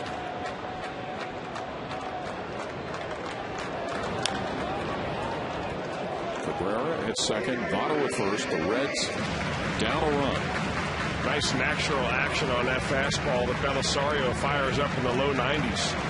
He appeared in 69 games for the Dodgers last year, had the second lowest earned run average among all National League rookies.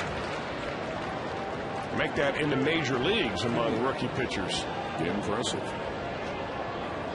Belisario 1-1 on Phillips. Now 2-1.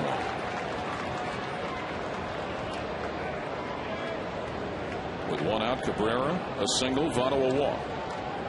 And that 1 out was a close one. Dickerson with a bunt that was fielded by DeWitt. And just barely nipped Dickerson. Phillips to DeWitt on the line drive. Could be 2. No, getting back his Votto as Loney wasn't in the proper position to receive the throw.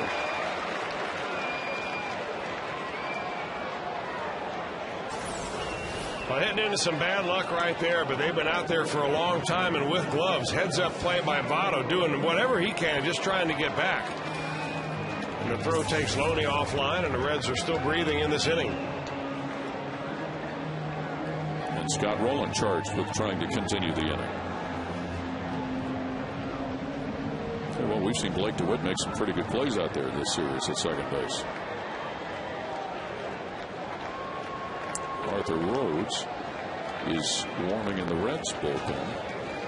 Rolling tonight, a couple of fly balls to center field and a ground out to short. And a ball that he hits high in left center field. Going back, and it is off the wall. That's going to bring 2 runs in as Rowland hits second base, and a 2-run double for Scott Rowland. The Reds reclaim the lead.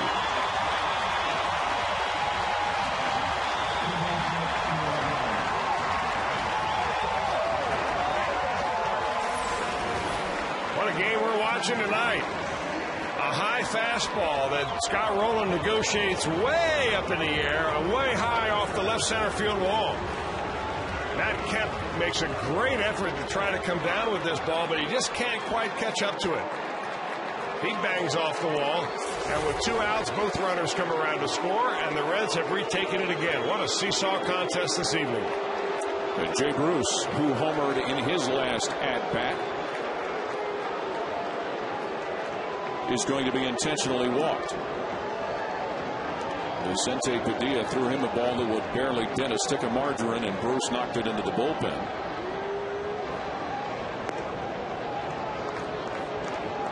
So they'll take their chances with Drew Stubbs with 2 on and 2 out. Here's Joe Torre and Don Mattingly, his pitching coach. Here's another look at Scott Rowland. Scott Rowland, typical strong right-hander, likes to pitch up, and that ball was up above the waist, up right around the letters. And back-to-back runs coming across the plate. Cabrera, Votto, and Joey Votto getting happy. He's a little excited, isn't he? All right. So Drew Stubbs, who earlier tonight ended in an 0-for-20 hitless streak. That was with a single in the 5th inning.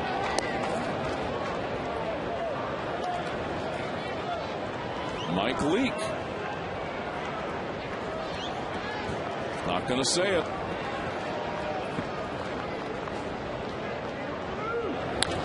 Stubbs bounces this one. Base hit, his second of the night. Rowland is going to be waved home. The throw will be cut off at the mound, and they're going to get the run in for the Reds, and retreating back to first safely is Stubbs. 2-run advantage.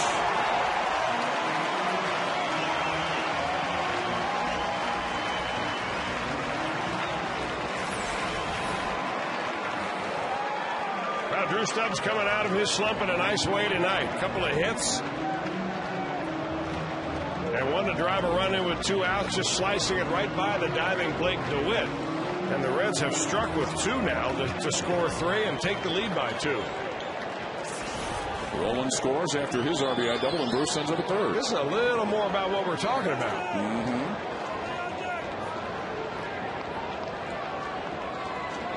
Ryan Hannigan at the plate.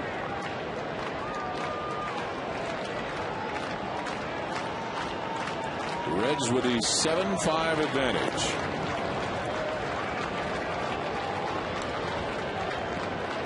Hannigan looking for his 3rd hit of the night.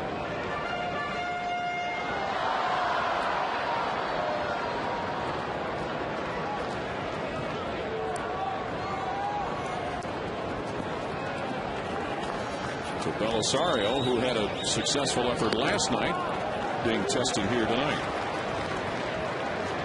And running into some problems.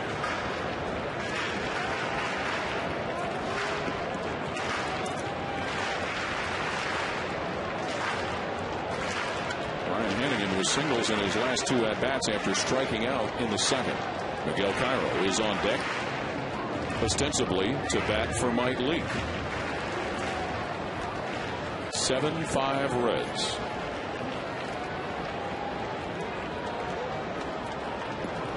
As the lead has gone back and forth.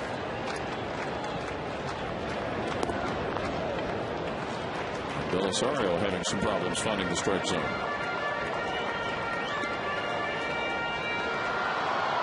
So a single by Cabrera, a walk to Votto. Then a line drive by Phillips, 2-run double by Rowland, intentional walk Bruce, and an RBI base hit by Drew Stubbs. They've gotten this game to 7-5, favor the home team.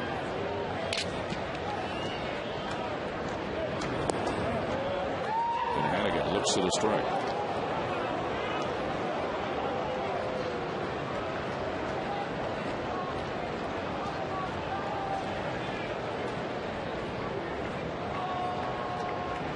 Three runs already here in the bottom of the 7th for the Reds after scoring 2 in the 6th, 1 in the 5th, and 1 in the 1st. Belisario to Hannigan. High chopper by Blake. One more run comes in. Jay Bruce scoring. RBI base hit by Ryan Hannigan. One more run for the Reds, who lead at 8-5. Well, whereas it seemed like last night everything the Dodgers hit found a hole, tonight it's the Reds' turn to get some good fortune. This high chopper, one of 2 or 3 we've seen tonight going through the infield, bouncing over the gloves of the third baseman and the shortstop. Ryan Hannigan gets into the hit parade with 3 of them on the night. Miguel Cairo, the pinch hit here in the 7th inning. And time to remind you, Reds fans, to have some fun in the kitchen with family and friends this summer using JTM beef and chicken Philly kits or their beef hoagie kits. JTM, food, family, fun. So Mike Leake's night done. 7 innings, gives up 8 hits, 5 runs, struck out 8.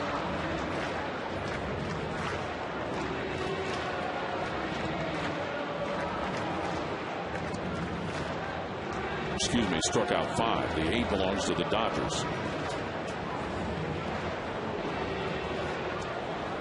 So Miguel Cairo last night managed to score a run as he came in pinch hitting duties. 93 pitches on the night for Mike Leake. It's been part of the problem for the Red starters. They've built up big pitch counts earlier than this. Cairo with a 133 batting average.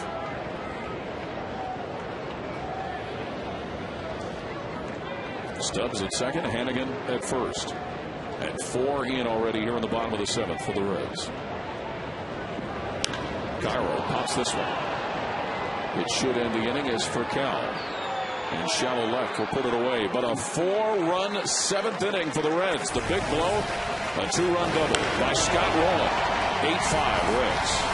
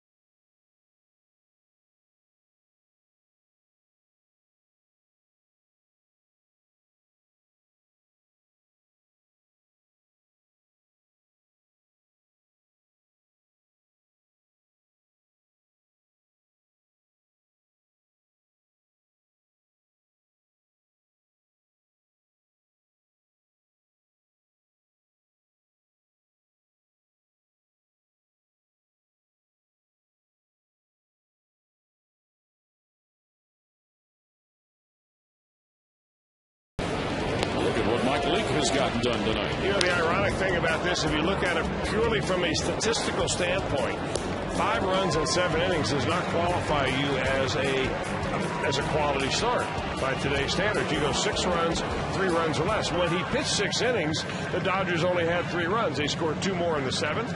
That's what put him over the edge. But the Reds have come back and scored 4 runs in the 7th to put him right now in a position to win his first Major League game. And on board to try to secure that win for him is the veteran Arthur Rhodes, left-hander, coming out of the bullpen with another great year and another nice and sterling earned run average under 2.0. So Arthur Rhodes will toe the rubber. Andre Ethier was the guy that started the hit parade tonight with a 2-run homer in the top of the 1st for the Dodgers. Will climb into the box. 8-5 Reds with the lead thanks to a 4-run 7th inning.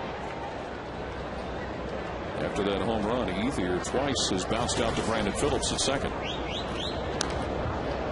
Pop fly, here we go. Joe Zerhusen. Did he catch it clean or did he bobble it? About a bounce. About a bounce, maybe bounce and a half. Nice hands, Joe Z. And of course, being the classy gentleman that Joe Zerhusen is, he's going to give the ball to a fan. Now, if you don't know who Joe Z is, he is the voice of the PA here at Great American Ballpark. Does a great job. Yes, he does. Doesn't miss a game. Never. And there's a young man that ended up with his Joe Z ball. Uh-huh. So he'll remember that Andre Ethier hit it and Joe Zerhusen gave him the ball. Count 0-2 to the Dodger right fielder. Way to go, Joe. Very nicely done. EPA announcer.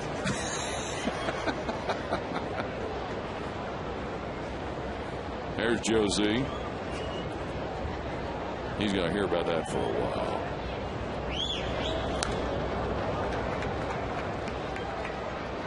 Of course, in the long history of the Reds, you think of some of the great PA announcers. John Browdy for a long time, back during that great 1990 season. And, you know, we all grew up with Paul Summercamp as the PA announcer at Riverfront and at Crosley Field, the late Paul Summercamp. 1-2 the count on Ethier. Now 2-2. Paul Summercamp would introduce or announce batters as they came up. He'd give their name, and then he would repeat the last name. I don't know if I ever heard anybody do it that way. It's what made Paul Summercamp very, very unique. 8-5, Reds with the lead. Count 2-2 with no. And a grounder to Phillips. Phillips gobbles it up on the volley for the first out.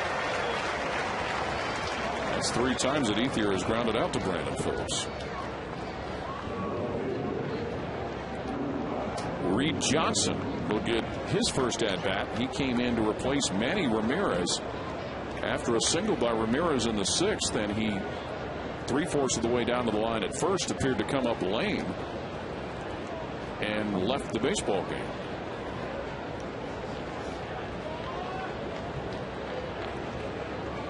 Johnson has appeared the last couple of nights.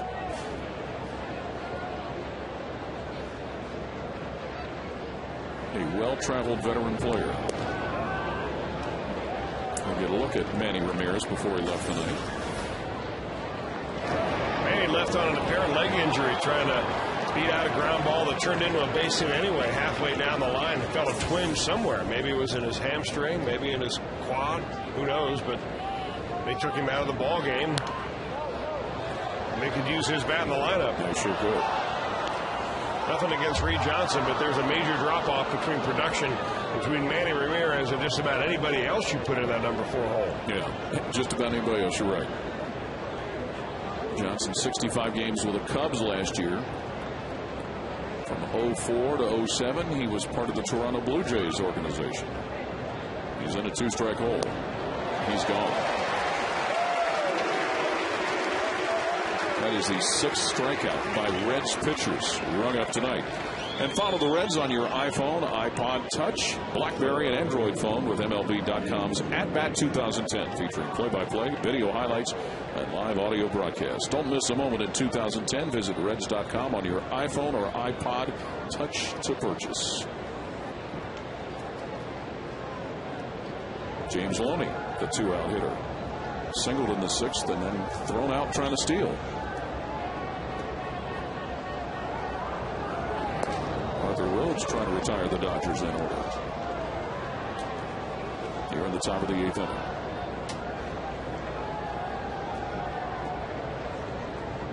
Loney in this series with a couple of doubles and a couple of RBIs coming into tonight.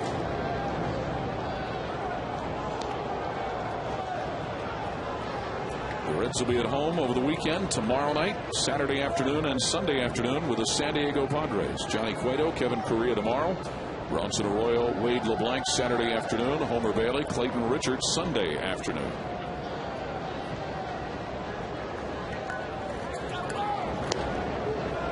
And after all these high school hijinks for the last 6 games, you'll get Tom Brenneman back in the booth with you. No high school about you, Paul Keels. I've enjoyed every moment of it. And if the Reds can hold on, you'll have the proud honor of taking 2 out of 3 from the LA Dodgers. Had nothing to do with it. Swing and a miss. We'll see you a week from tomorrow night in St. Louis. Looking forward to that, too. So we'll have Tom with you for the San Diego series, and then the first part of the road trip in Houston next week. Take you over there, the National Bowling Hall of Fame. You know, it was just in St. Louis, sadly, just a few weeks ago when Ohio State was eliminated from the NCAA tournament. Be nice to go back and erase that memory. 2-2 pitch. Called strike 3. See you later. We head to the bottom of the 8th with the Reds an 8-5 lead.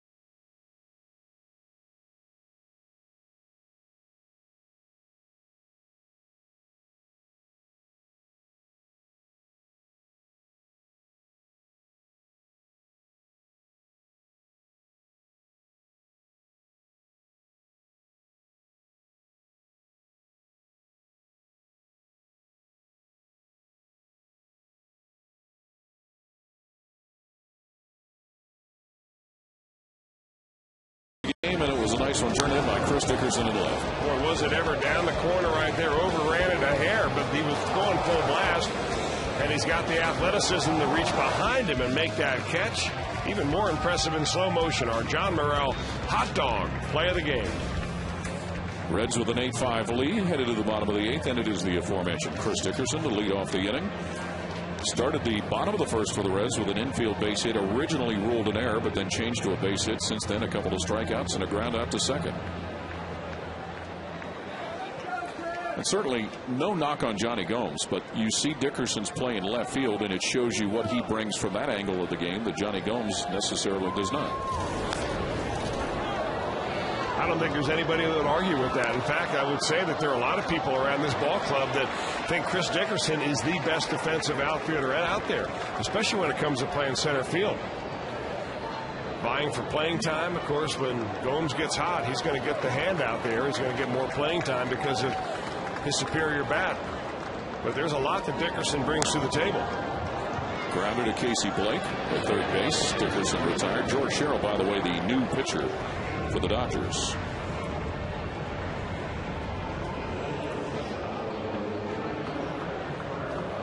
Sherrill appeared last night.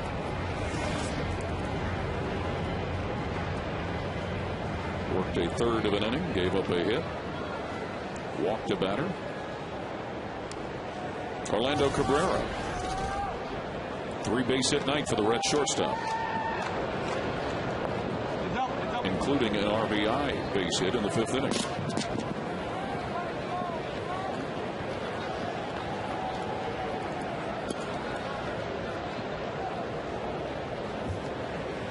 Once again, his average is climbing up at 262, but just continues to play steady baseball,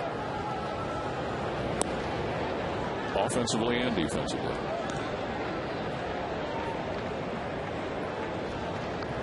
On deck is Joey Votto.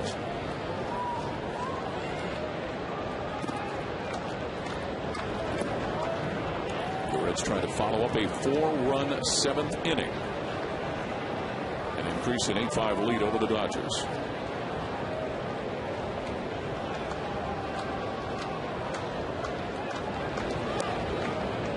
Ball 4 to Cabrera.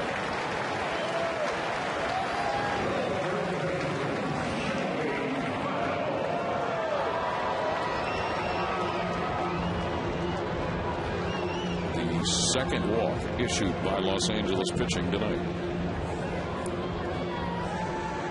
Third. 3 comes after 2, Paul, and after 1.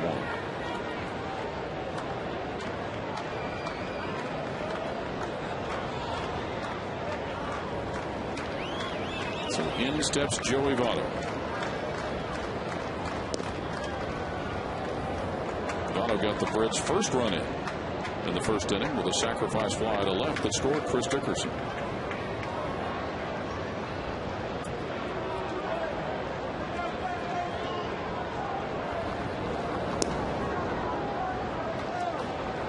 Of those 3 walks, one of them intentional to Jay Bruce in that 7th inning. Francisco Cordero in the bullpen, hoping to surface and do his thing in the 9th inning. The Reds right now leading 8-5. Big swing and a miss by Joey Votto. Pretty good looking power fastball by George Sherrill right there. You know, interesting character, this Sherrill, because he's saved a lot of games, mostly in Baltimore. But when he sets up, he's really pointing more towards the second baseman than he is even first base. He's got that front leg of his way around there. Votto punches this one into center field, and it will land for a base hit. Kemp tracks it down, but it won't keep Cabrera from taking an extra bag and getting to third. So Joey Votto with his first base hit of the night. Yeah, first base hit of the night. He nearly broke the game open in the 5th inning with the bases loaded, when he hit a long fly ball to dead center field, and the center fielder Matt Kemp tracked it down at the warning track. That had a chance to go out of here, he thought, and just missed it because it was a mile high. 13 hits for the Reds now. Good offensive night. Yes, it is. And Brandon Phillips hoping to get hit number 14. which would be his second knock of the evening. I mean, if you look at Sherrill's numbers, I mean, they're very good. The opponent batting average last year was only .209. But he was especially stingy against left-handers. He held left-handers, believe it or not, last year to a .128 batting average. They were 10 for 78. You talk about a slump. Right-handers weren't a whole lot better. They were .244. They've added a lot when they were able to add him to the Dodger bullpen. Got him prior to the trading deadline last year as his head coach from Baltimore. Reds, by the way, 5 for 10 tonight with runners in scoring position. Phillips looks to the strike.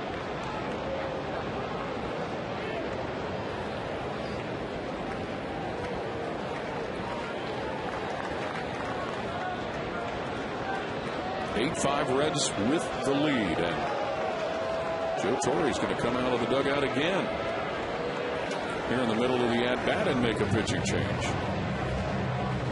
With one out in the bottom of the eighth, Reds have the lead of 8-5 over the Dodgers.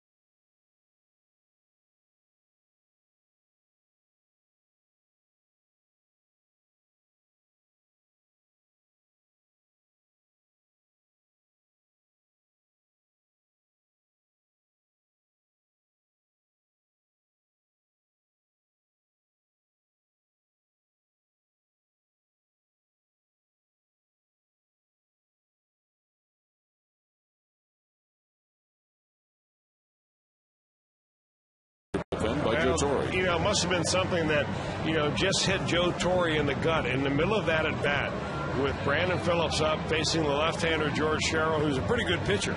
And he says, you know what? 3 runs is awfully tough to come from behind on. Any more than that, though, and this ball game might be over. So with 1 out and a runner at third and a runner at first, they decide to go with the odds and bring in Ramon Troncoso. Brandon Phillips in a 1-strike hole due to the work of George Sherrill. The inning started with Chris Dickerson bouncing out to second, but a walk to Cabrera and a single by Votto have set up this situation. Cabrera at third, Votto at first. The right-hander Troncoso. Well, if you're in a Dodger bullpen, or in any bullpen for that matter, that has the manager named Joe Torre, you will be used and used often. Troncoso last year pitched in 82 2/3 innings, trailing only Todd Coffey as the most in the league, and then he was tied for the team lead with 73 appearances with Jonathan Broxton, their closer. Strikeout. Brandon Phillips comes up empty on that one for the second out of the inning.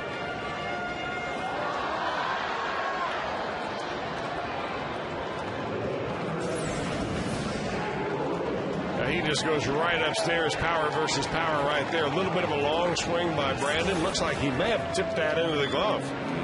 Same as he did on the first strikeout of the ball game back in the first inning. 9th strikeout of the night for Dodger pitching. Scott Rowland up with 2 outs. A 2-run double in the 7th.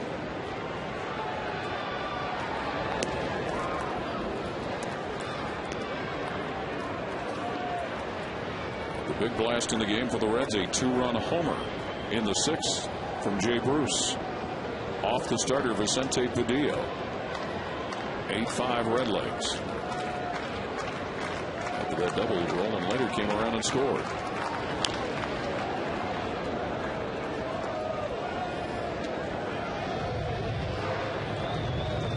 The 7th inning saw Roland, Stubbs, and Hannigan come up with RBI base hits.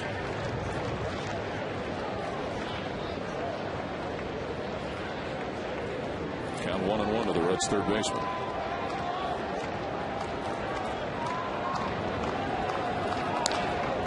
Tries the other way.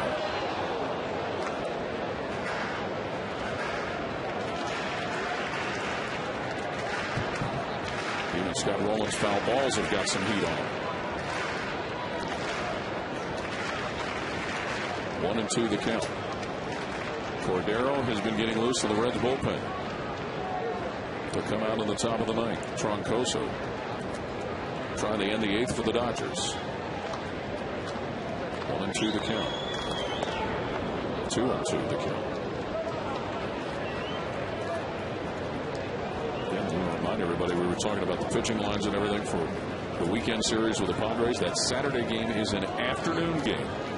1:10 first pitch. In most normal cases, the Reds usually have Saturday night games, but that is a day game this weekend. Check swing. Checked it in time. Count runs full. Saturday, yes.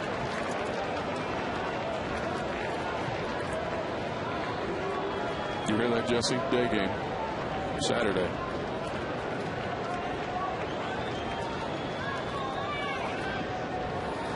Cabrera at third. Votto at first. 8-5 Reds with the lead. Troncoso set on the mound. Swing and a miss by Votto. Inning comes to an end. The Dodgers get their 10th strikeout of the night. The Reds, however, have the 8-5 lead.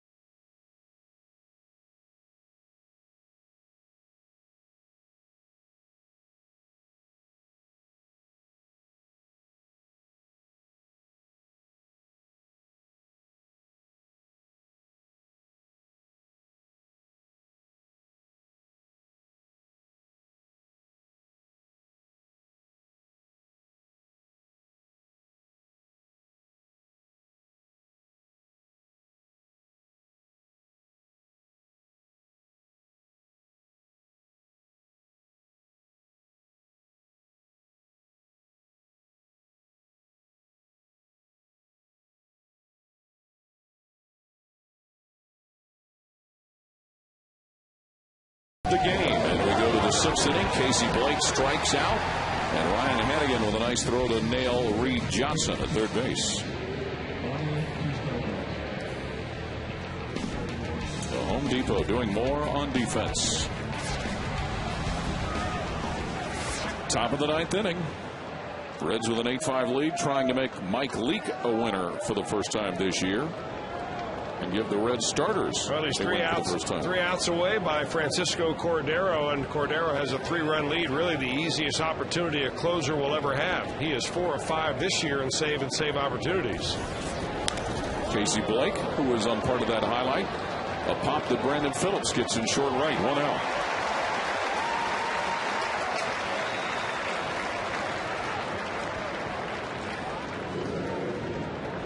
So Blake retired, and it'll be Blake DeWitt who's had a base hit. Some of the other items that will be covered in Reds Live, some other sports items outside of baseball here. We understand the Cleveland Cavaliers lost tonight in Chicago to the Bulls.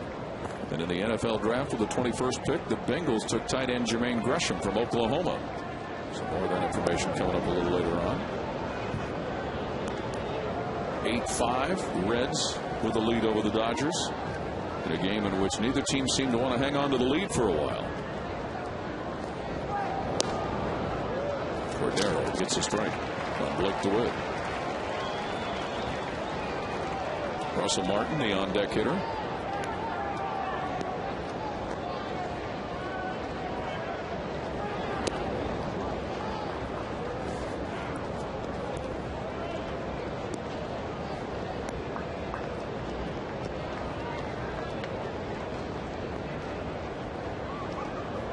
Cordero got the save in the Tuesday night win for the Reds. A game that was 11-9 in one inning of work.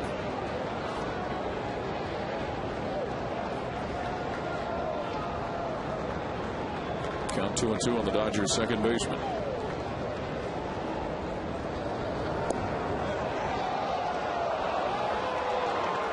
Sorry, read the count wrong off the scoreboard. It was 3-2 and a walk thrown by Cordero.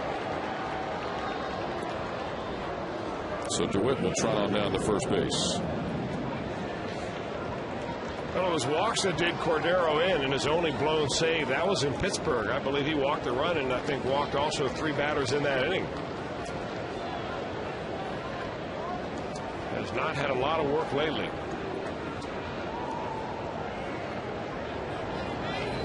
Works on Russell Martin.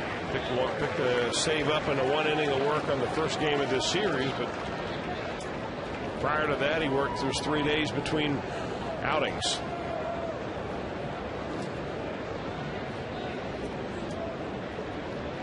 One pitch to Martin, reaches and comes up empty. And you'll see that a lot with Cordero. When he comes out there, one thing he does believe in, he's going to stay away from the hitter's strengths and really stay away from him. So if Russell Martin is going to do any damage, Cordero is going to make him hit the ball the other way and do his damage to the opposite field, if he throws it where he wants to.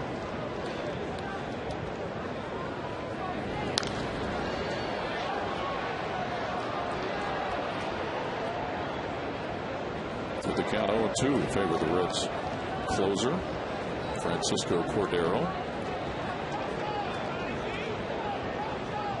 Save 5 of the Reds win this year. Credited with a win in the other. Blake DeWitt. The runner at first, Votto ducking in behind him a bit. 0-2 pitch.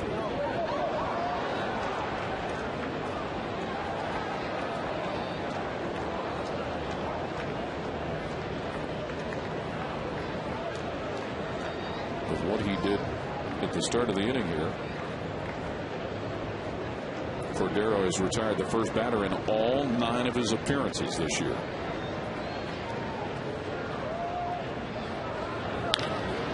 Grounder up the middle. Cabrera has it get by him into center field. So the Dodgers with 2 on and the base hit by Russell Martin. So Joe Torre will summon a pinch hitter off the bench, and it'll be the veteran infielder Ronnie Belliard.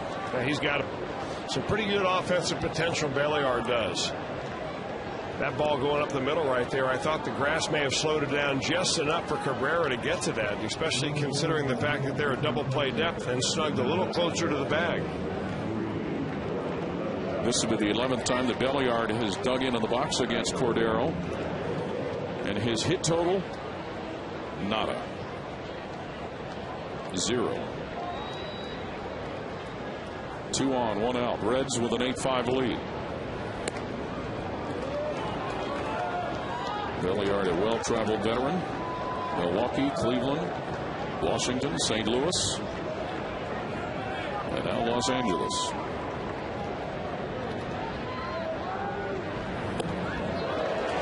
Big rip. Belliard dropped the ball at first base Tuesday night. That allowed the Reds to get the extra run they needed after Paul Janish's RBI base hit. Janish got caught in a rundown between second and first, and when the ball went back to Belliard at first, he dropped the ball. That allowed Hernandez to score.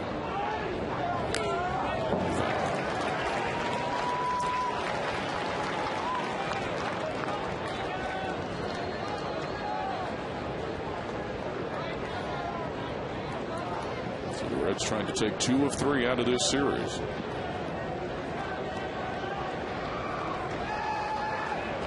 Against a Dodger team that had had their way the last 2 years in this ballpark. Swing and a miss. 2 out. Power versus power right here 3 times in a row. This at bat, Francisco Cordero decided to play good old-fashioned country hardball and just throwing the fastball right by Belliard upstairs. 8th strikeout for Reds pitchers tonight. Rafael Furcal, the 2 outs. 2 on for the Dodgers. Reds with an 8-5 lead. Strike. Furcal with a base hit and an RBI. It had 5 base hits in the first 2 games of the series, Rafael Furcal. Strike 2.